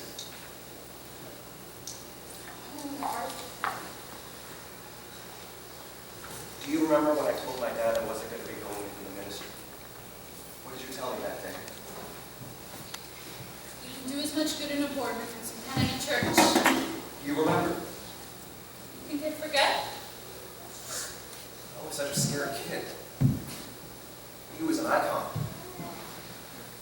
You know, if it weren't for you, I wouldn't have been able to stand up to him. I'm sure you would have, Artie.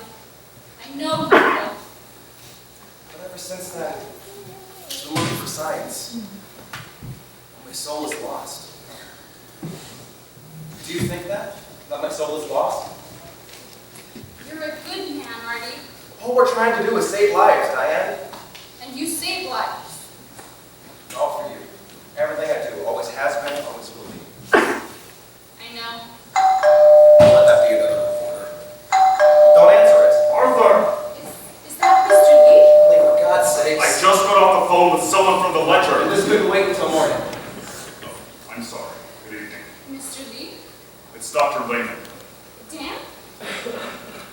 He's dead, Arthur. What? He died this morning. That's impossible. I just saw him last week. He was just here a month ago playing cards. They were just here. Dr. Bartlett's already done the autopsy. He says that it was a severe case of anemia. He's blaming the radium. The ledger is going to run it on page 1. I told the reporter that we would issue a statement at 8 o'clock. That's when he needs it. So it can run tomorrow, and if it What does... are the services? I'm sorry. For Dan's funeral. I don't know.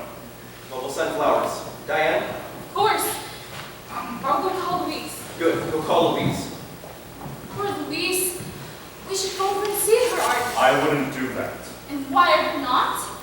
She's planning to sue. Louise? The reporter from the ledger told me. She's planning on filing a wrongful death action. Now, I've come up with a statement for the paper. Company chemist for 8 years, always in poor health. Recently in decline, but practically on death's bed. But Dad was never sickly.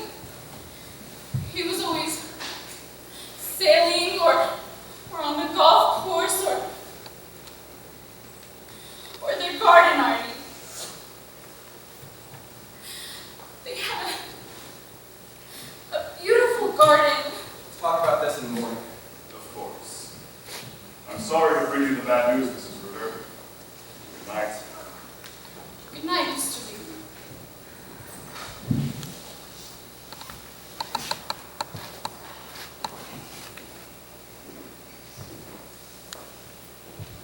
Sorry about Charlie. He can be a little excessive sometimes. It's all right.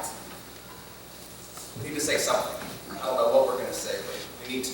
The shareholders will expect it. You needn't explain, Artie. I thought maybe it would be necessary. It's all right. We're going to throw this away now. They'll still have the case under the sink. Get rid of that too. I'll take care of it. We'll have no more of it in this house. Diane?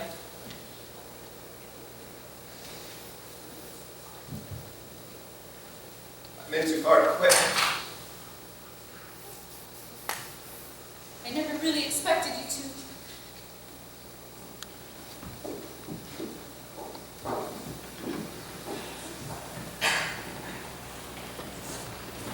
February 21st, 1928. To Mr. Raymond Barry, from Harrison Mark, Medical Examiner, Essex County. We have examined the remains of the deceased, Amelia Macchio. Our study reveals the following. Radioactive substances have been found in large quantities in the lower jaw, the upper jaw, and the lumbar vertebrae.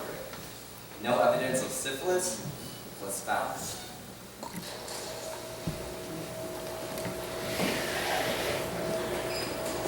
Body is radioactive. Bones up, dead girl. Kick off gamma rays. Catherine Wiley of Consumers League declares, new evidence showed company lie. Dr. Joseph Neff, a Newark dentist who treated Amelia, has turned over portions of the jawbone that he removed from her mouth. This x-ray film shows the jawbone is still radioactive 5 years after the girl died. Will this make your case? Will this force a settlement? Make our case? No. This gentleman will make our case. Last night, in a graphic exclusive, the founder of the Radium Corporation broke his long silence with this shocking announcement. Radium is one of the most dangerous chemicals known to man. Dr. Raj is shocking. Is it true you assisted with the autopsy? Yeah, and given my expertise in radium extraction, I was able to conclude that Miss Magia had absorbed enough radium to kill 10 people. What does this say for mad radium therapy? Are you now advising against it? Radium is responsible for the deaths of these poor girls. It should be considered a most dangerous substance. Do you agree with the doctor's prognosis? That the Radium Girls have only a year to live? From what I've seen, they'll be lucky if they last that long.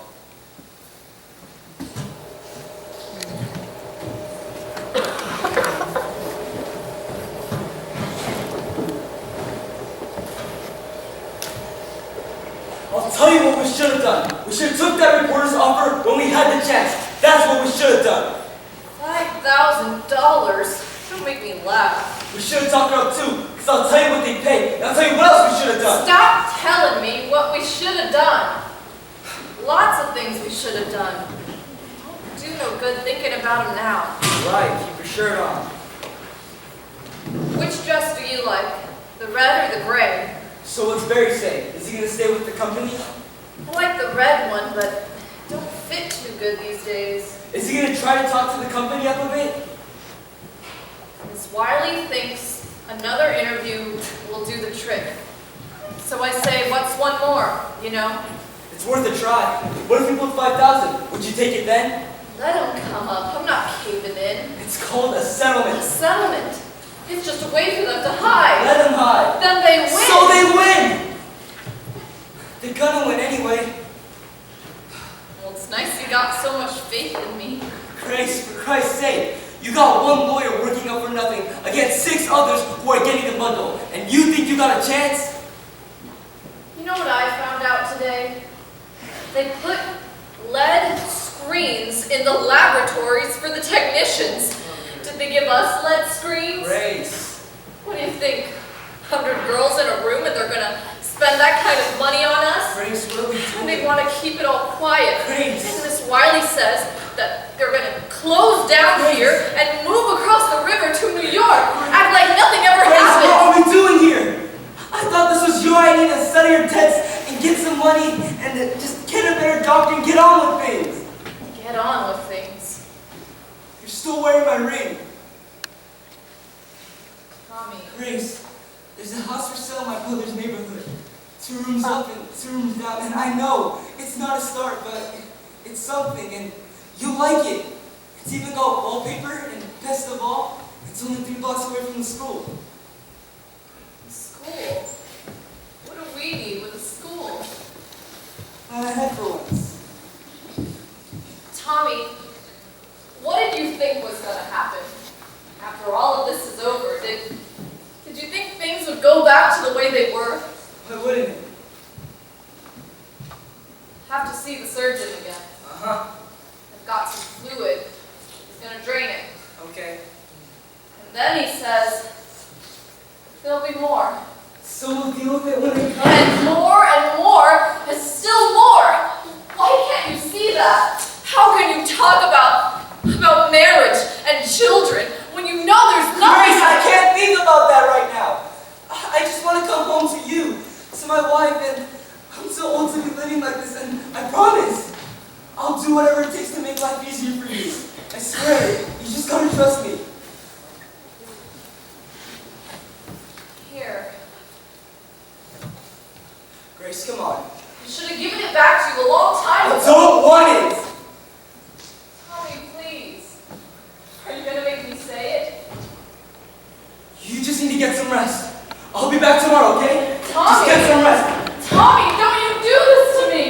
Tommy! Tommy!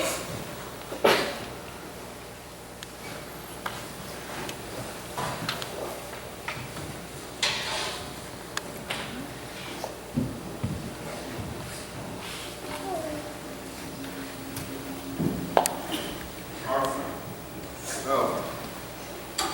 Hello, Charlie. Weren't you headed home? Charlie, I've been thinking about it quite a bit, and I think we're taking the wrong approach with this case. We need to settle. We need to come up with a more reasonable figure for these girls. No, Arthur. We agree. What we need is a definitive victory. Things have changed, Charlie. Arthur, I know that you and Dan were close, but you can't let that cloud your judgment. Anzo Shagi's going to testify. We can deal with it. How? We put more money in his pockets. Oh, now you want to bribe him. It's not a bribe, only consideration. Consideration. For an expert witness. Whatever Barry is paying him, we'll just make a better offer. You don't understand guilt, do you, Charlie? Right now, I don't have the luxury of thinking about it. Let me tell you something. A guilty man has a tremendous need to unburden himself. His guilt can eat him alive. Don't you see? All Von Toshaki wants is to be free. That's why he's going to testify for those girls. That's why he'll never testify for us, no matter how much consideration you offer. If you do this, then all the other girls will be coming here and bothering us about their little Tell Martha to get in contact with Barry. Get a conversation going. Arthur, for God's sake! What are you trying to do to me? Are you trying to wipe me out or something? We need to get this off the table. Every penny! Every penny that I've put by in these last 7 years, I have sunk it all to this company. Why? Because of you. Because you said that it would be a sure thing. No, miss, why work for Von Shoshaki when we could work for ourselves? Remember that one? Take a chance, Charlie. Take a chance. Charlie, we were fooled. Von Shoshaki fooled us all. The only thing left to do is to try to clean it up the best that we can. If you do this, then it's the end, Arthur. Are you really going to step down over this, Charlie? Not me.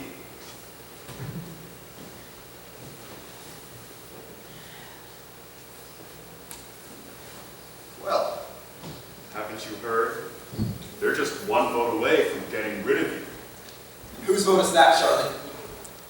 Arthur, have you so little faith in me? I'm still a shareholder. You won't have enough votes. I will still be on that board. And you're still going to be on that hook if this company goes under.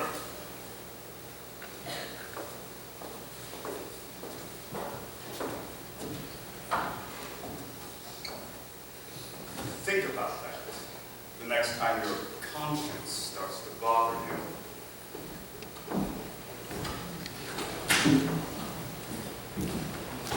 March 15, 1928. To Raymond Barry, attorney at law. From Edward Markley, counsel, U.S. Radium. One of our expert witnesses has encountered a serious scheduling conflict, which makes it impossible to testify in April. We have therefore requested an extension until June. And as for your request for a settlement, every case involves some humanitarian aspect. Therefore, I am afraid that cannot be the basis for settling this one. But I have no doubt you'll be rewarded for the good work you're doing. If not in this life then, in the next.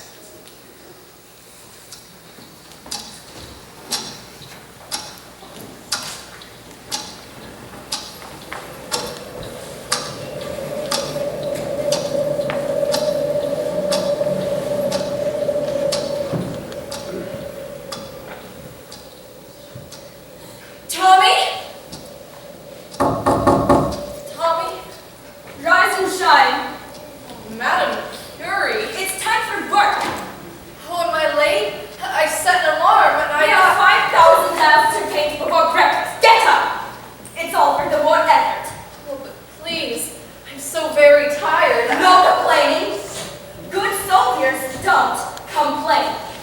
But I'm dying. And who isn't? Get up, Grace! Irene, get up, sleepyhead. You'll never make quota like this. But I'm only 26. I should be married, with children, my own home. Everyone has to make sacrifices sometimes. I know I did. But why? Why do we have to be the ones who make sacrifices? It's all for science, Grace. Science, family. Every life is sacrificed to something. It is just a matter of choosing fit. But I didn't get to choose. I didn't have no choice. Sure you did, Grace. Sure you did. Catherine, don't do that. Oh, now look what you did, Grace. She's bleeding all over the dials. I'm sorry, Catherine. I guess I shouldn't have said anything. Oh, no problem. What is one more dead dial painter? Grace? Mama? Grace! Mr. Markley will be here any minute. Mr. Markley? He's bringing the papers for you to sign. Did you fall asleep? Has Miss Wiley been by? Miss Wiley? About Catherine. She said she had some news about her. Did she stop by? She might have. Don't you know? Someone came to the door a while earlier. I think your brother answered it. Look, Grace. You got it ready. We took her to the hospital last night. I know, sweetie. I know. After you're done talking to Mr. Markley, we'll go there and see how she is. Now put a comb through that hair. I dreamt that she died, Mom. Grace, don't speak such things. If she dies, it's over. We're behind on 3 mortgages, Grace. I know that. You can't let this go on. $1,500. Not even a year's wages. Well, it's better than nothing. Is that all I'm worth? Better than nothing? Of course not, sweetheart. But you have to face this. At the rate things are going, you'll never get inside a courtroom. And even if you do, you can't prove nothing. Mr. Barry thinks we can. Mr. Barry is not going to pay our bills. There's the doctor, and the bank, and the coal man. We can't expect people to treat us like charity just because you're sick. I'm not asking for charity, Ma. I just want what's owed to me. Grace, I know it feels like we're letting Catherine down. But if she decided to take the company's money, would you hold it against her? No. Now we'll take that check, pay our bills, and whatever's left, you and Tom can have a little something to get you started. There was nothing to start, Ma. Why do you have to be so hard on Tommy? Ma, please. Can you see he just can't face the thought of you not being with us? If I have to face it, why can't he? Do something with your hair, Grace. $250,000. What would you do with $250,000, Miss Fryer? Why, I can't imagine. No point to it. Ma, you didn't tell me there was more mail. In Mexico, huh? They just keep writing. She was here. Miss Wiley was here. Miss Wiley was here. She left me a note. It must be. Right. Edward Markley. Ma said you brought papers? Yes, the terms spelled out as we explained in our letter, $1,500 to you. I've got a check right here. All we need is your signature. It's in triplicate. Grace, Mr. Markley's a very busy man. Oh no, please take your time. What's hold harmless? You agreed to hold the company harmless from any further action. No more lawsuits. Correct. Is that just me or anybody in my family? Your entire family. It precludes a wrongful death action also. This is a confidential settlement. Yes. You didn't say nothing about it being confidential. That's standard for most legal settlements, Miss Fryer. We like to protect our privacy, and your privacy also. It cuts both ways. You agreed to keep silent about the terms of the settlement, and so do we. That seems fair. Need a pen? I have another question. Grace. I don't mind. What is contributory negligence, Mr. Markley? It's not in these papers, it was in the mother ones. When we filed the lawsuit, the company said its defense was the statute of limitations and contributory negligence. I don't understand what you're asking, Miss Fryer. It means it's our fault, don't it? As I said, that's standard, Miss Fryer. I wouldn't take it personally. Well, how else am I supposed to take it? Grace, why are you doing this? Why didn't you tell me that Miss Wiley had been by?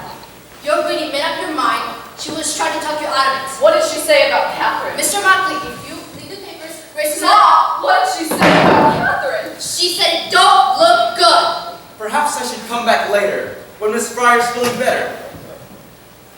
Perhaps you can answer my question, Mr. Markley, and I would really like an answer. Because let me tell you, I quit school at 15. Went to work at the radium plant because my folks needed the money. At your factory, they told us what to do, when to do it, how to do it. My folks didn't raise me to make trouble, so I didn't make trouble. I never asked any questions. How do you get contributory negligence out of that? As I said, it's a standard legal defense. There is nothing standard about what happened to me. We deeply regret your situation, Miss Fryer, but there's no evidence to tie your conditions to any actions by the U.S. Radio Corporation. Well, then why are you giving me this money? It's a humanitarian gesture. Humanitarian. Month after month, delay after delay. You watched us get sick, knowing how tired we were and desperate. Humanitarian. You were just waiting for us all to die. Grace, please stop this. Ma, these past months I have watched my friends get sick and die in the most horrible ways. And you think I should be grateful for any spare change they decide to throw at me? This is a very generous offer under the circumstances. I would advise you take it, because it won't be on the table for very long. What do you mean? If Miss Fryer does not sign within 24 hours, we will be forced to withdraw our offer permanently. Grace, he's lying. I beg your pardon, miss? You're saying if I don't sign these papers now, but come back a week from now saying I changed my mind, you'd still rather some jury get a look at me? Take your chances I won't win on sympathy alone? 24 hours. You were just trying to bully me. Very well then, Miss Fryer. I'll take that for a no, and we'll see you in court. Yes, you will. You will see me. If they have to carry me in there, you'll see me. You and Mr. Ritter both. You called that man back! I'm going to court, Ma. What are you trying to prove? You know you can't win! Ma, I want those people to look at me. Tell me how it is I got sick working in their factory. And what will it get you? Ma, all my life, I've done what other people asked me to do. Quit school because you said I should. Put that brush in my mouth because Miss McNeil said I should. And I never once questioned. I never asked, Ma, can I go back to school? I never said I don't like the taste of that paint. Even though I knew, Mom, I knew that something wasn't right. At night, I'd see my dress hanging on the back of the closet door, a hollow glow. My shoes, a hairbrush. So much light, Ma. So much light. And I never once questioned. I never once asked. Don't you see, Ma? They knew that I wouldn't. That's what they were counting on.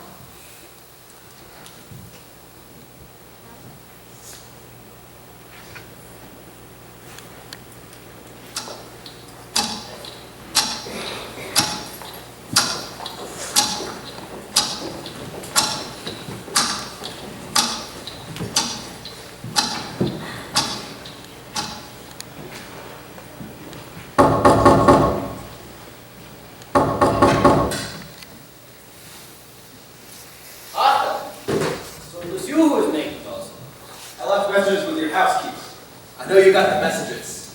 Well, since we are no longer in business, I thought it'd be best not to respond. Is that what this is about? Perhaps a cup of tea will go easy. You never told us the paint was dangerous. You never said a word about it, not to me, not to Dan. I didn't know, Arthur. You didn't know? You invented the formula and you didn't know. How did you allow I didn't know until it was too late. I should put you through that. Perhaps you should, but you will not. You will sit down and you will have some tea. You will calm yourself. I was not the technical man. You were the technical Yeah, man. I was the technical man. Sit down, Arthur. For God's sakes. I was a salesman. A very good one. Not a good one for science, but for business, very good. Always you could find ways to cut costs without losing quality. That's a gift, Arthur. So, why don't you have some tea? Jesus Christ, what happened to your fingers? They've been that way for some time. What, have you been dipping them in ink or something? Dipping them in ink. How fond of a pretty story you are. If only it were ink. Dr. Martin tells me it's necrosis. There's a tissue. My cells. They're dying. You see, his dial pain is a choice when it started. For me, it was in my hands. I had no idea. No reason why you should. I haven't seen you in so long. How long has it been? I've known for a while. Miss Violet from the Consumers League persuaded me to assist Dr. Martin in testing the girls for radium exposure. There aren't that many people around, Doctor, who can do that sort of thing, so knowing I had the equipment and the skills, I agreed. I didn't want to believe it either. I didn't want to believe that those girls got sick from using my paint. So I agreed. That was when me and Dr. Marlin conducted expired air tests on the girls. And that is when my own breath registered radioactive. In my hands, they began to turn black. Now you wish you had words. I'm sorry, Doctor. Well, perhaps you should make an appointment with yourself with Dr. Martin. Me? What for? Arthur, do you not notice the glowing dust on your shoes when you walk home at night? How can I miss it? I track it all over the house. You can be certain that a great deal of it is in your lungs.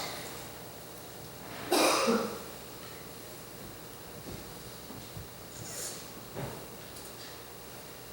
familiar?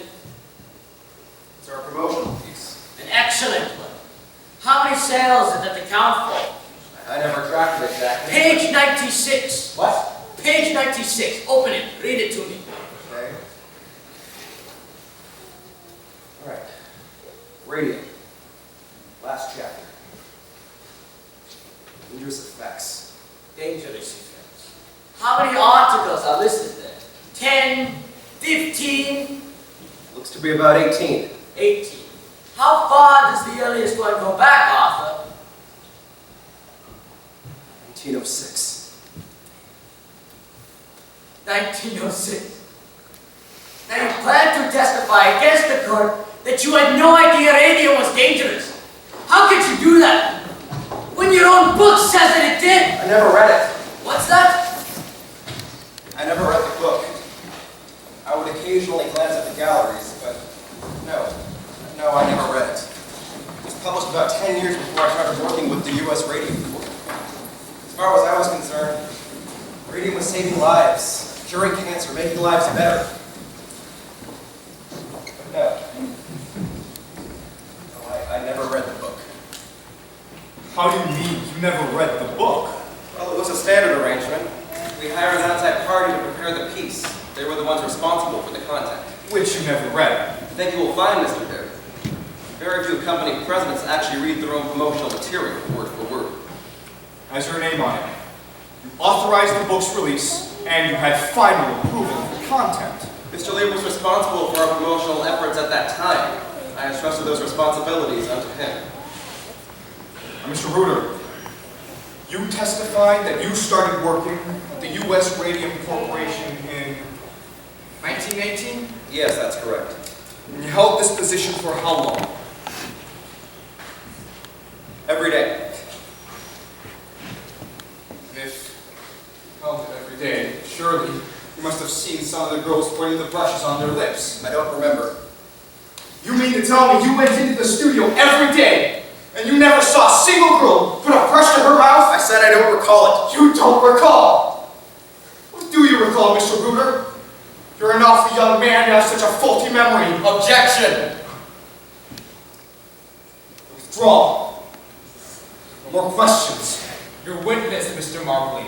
We have no questions for this witness, Your Honor. All right. Gentlemen, please approach. I'm ready to issue my ruling. Your Honor, we have yet to present our defense. I realize that, Mr. Markley. But this proceeding is to determine standing. Now, I have heard enough these past 2 days to make that determination. The radium in the bones of these girls is an ongoing source of poison in their systems. Nothing your witnesses can say will change that fact, will it? Our witnesses are prepared to testify that the company could not have known about the danger. Mr. Markley, in the interest of justice, I'm asking that the defense rest without calling any witnesses. We can conclude this hearing today and schedule the case for trial. All right, Your Honor. Fine. I therefore rule that the statute of limitations has not been exhausted, and these girls have the right to sue. Your Honor, one thing. I have a very busy schedule with 2 other cases pending, and a key witness will not be available until the end of summer. We can't be available until the end of September. Your Honor! I'm sorry, Your Honor, but our chief expert witness is associated in an institution of higher learning. This is the busiest time of the year for him, and we cannot expect him to appear. Mr. Markley is responsible for that situation. He is the one who has demanded continuous delays. Your Honor, we've just agreed to waive our right to present witnesses at this hearing. Surely you will not force us to present our defense at trial without the presence of our key witness. All right. Trial is set for September. This hearing is adjourned. Edward, why can't Glenn appear? He's going to Europe. To Europe? But he's talking about this case for months. Why would he all of a sudden plan a trip to? You're clever, Edward. How long do you plan on keeping this up for? As long as necessary. Mr. Markley! Mr. Barry, congratulations. I never believed the court would go for that. You know full well these girls cannot wait until September. For heaven's sake, one of them is so sick, she can't even appear in court. My client has a right to make his defense. You will not wait until September. I promise you that. One way or another, we will find room on the docket. And your expert witnesses be damned. That girl won't stop staring at me. I wouldn't worry about it. It's personal. I planned all of this somehow. How do I make her realize I didn't want any of this to happen? You don't. You don't make her understand. You don't talk to her. She looks like death, Edward. They all look like death, Arthur. Grace, that man is wily. He won't look at me. He just looks right through me like I'm not even there. It doesn't matter, Grace. He heard you.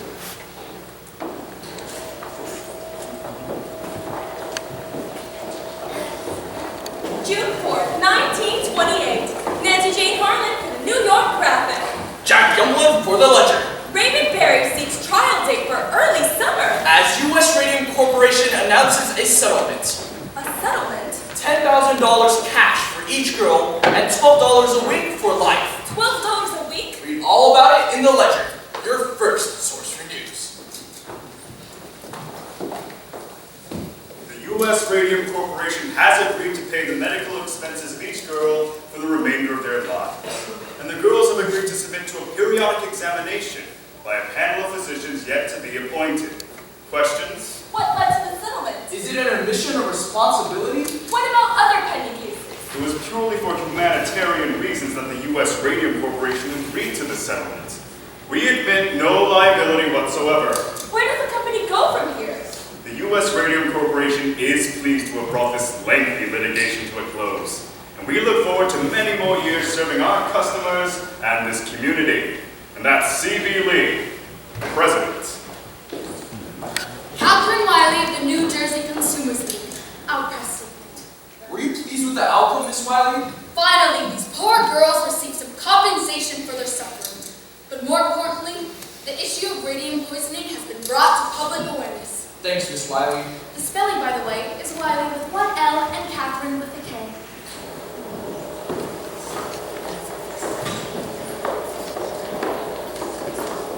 Well, Edward, it looks like we're back in business. What's your game plan?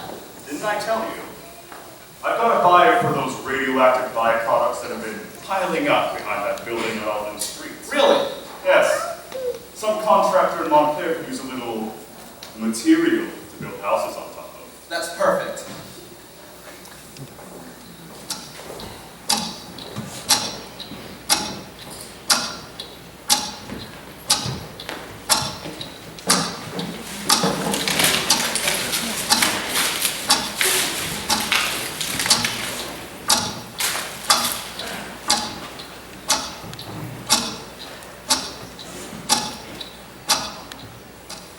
Catherine, that won't do. We can't see your name. That's better. Well, Catherine, I've brought my watercolors today. The leaves are starting to turn, but the weather is cool. Not cold enough for a sweater. I think it's a fine day to paint.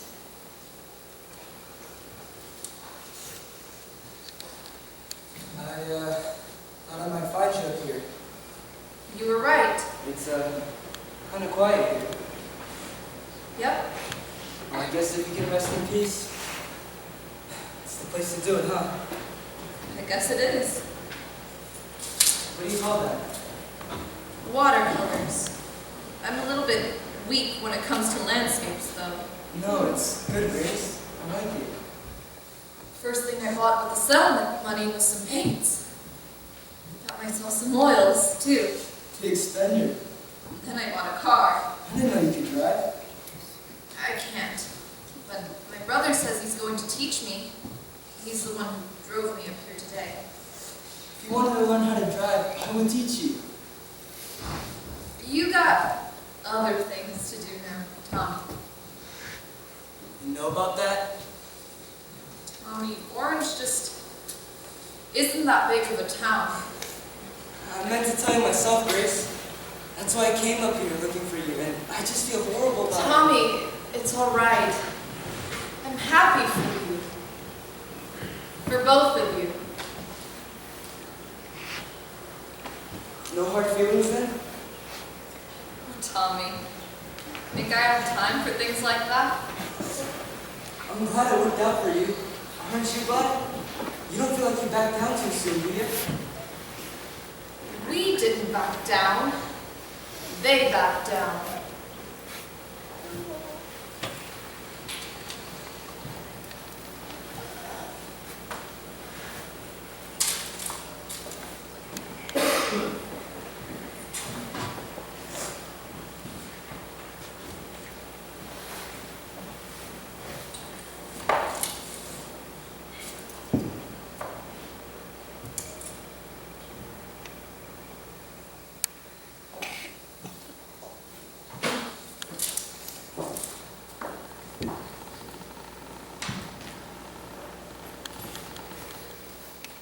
Grace Fryer came from a proud, patriotic family. With two of her brothers fighting overseas in World War I. Grace believed in working hard, having dropped out of school by 15 to contribute to the family's income. At the factory, Grace did what she was told, obediently following the instructions of the supervisors, using the lip weight technique. She had no cause for concern, since the glowing paint was flavorless, and the supervisors had assured them that rosy cheeks would be the only visible side effect. She had no idea she was being poisoned. X-rays showed that Grace's spine and jawbone were honeycombed with small holes, as if they had been eaten by thousands of moths. Even with her crumbling body, Grace's determination for compensation helped the Radium Girls with the lawsuit against the U.S. Radium Corporation. Within a few years, at the age of 29, Grace had lost all her teeth and was unable to walk, needing a back brace to sit up because her spine had collapsed. By the fall of 1933, Grace was admitted to the hospital due to a large cancerous mass in her leg. She died October 27th of that year. The cause of death was listed as radium sarcoma, industrial poisoning. It was the first time occupational disease was listed on the death certificate. She was 34. Papa? It was over here. Not this again. This is where I saw her that last time. This is morbid, Papa. She didn't notice me at first. Then something made her look up. I stood there for so long. My heart started pounding. I always wondered what I would say to her if I ever had the chance. And suddenly, she was. And I had my chance. So what did you say? I couldn't bring myself to speak. I had my chance, and I couldn't speak. Papa, that was years ago. How don't you just forget about it? It's not like it was your fault. Nobody knew about things like that. Science just wasn't as advanced the way it is now. I remember so clearly and vividly climbing up the stairs to the studio on Alton Street. At the top of the stairs, those wide, high windows. That slant of light, the way it hit the floor. The creaking the floor made as I walked over, the smell of the room, shocking. Like an old schoolroom. And the girls. Schoolgirls, really. All bent to the task, working so quickly, so efficiently. No man could work the way that those women did. Tiny fingers from the dials to the paint to the dials. And to their mouths. Try as I might, Harriet. I don't remember a single one of their faces. I never saw their faces.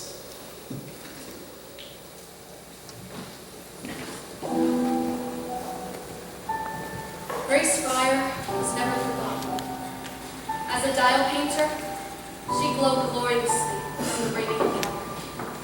But as a woman, she shines through history with an even brighter glory, stronger than the bones that broke inside her body, more powerful than the radium that killed her or the company that shamelessly lied to its team, living longer than she ever did on Earth, because she now lives on in the hearts and minds of those who know her story. Grace Fryer, the girl who fought on when all hope seemed lost, the woman who stood up for what was right, even as her own world fell apart. Grace Fryer and the Radium Girls, who showed the world that we do not have to accept injustice.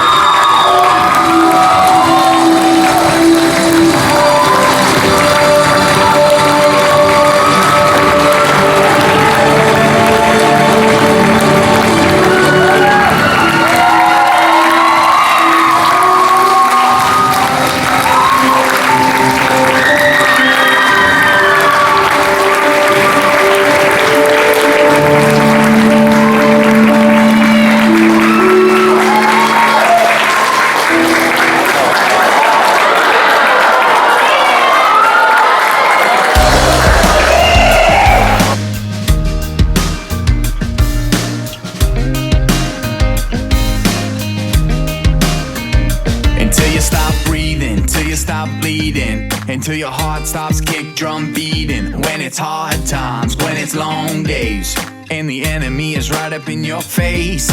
When your back's against the ropes and you're feeling all alone, keep fighting the good fight. Keep letting your light shine. 'Cause I'm never gonna leave you, always gonna see you through to the other side. Keep fighting the good, fighting the good, fighting the good fight, good fight. Even in the roadblocks, even through the rough spots, when you're feeling you're giving all that you got, I'm with you in the next step, giving you the next breath. I'll be the voice saying you're gonna make it. When you're out there on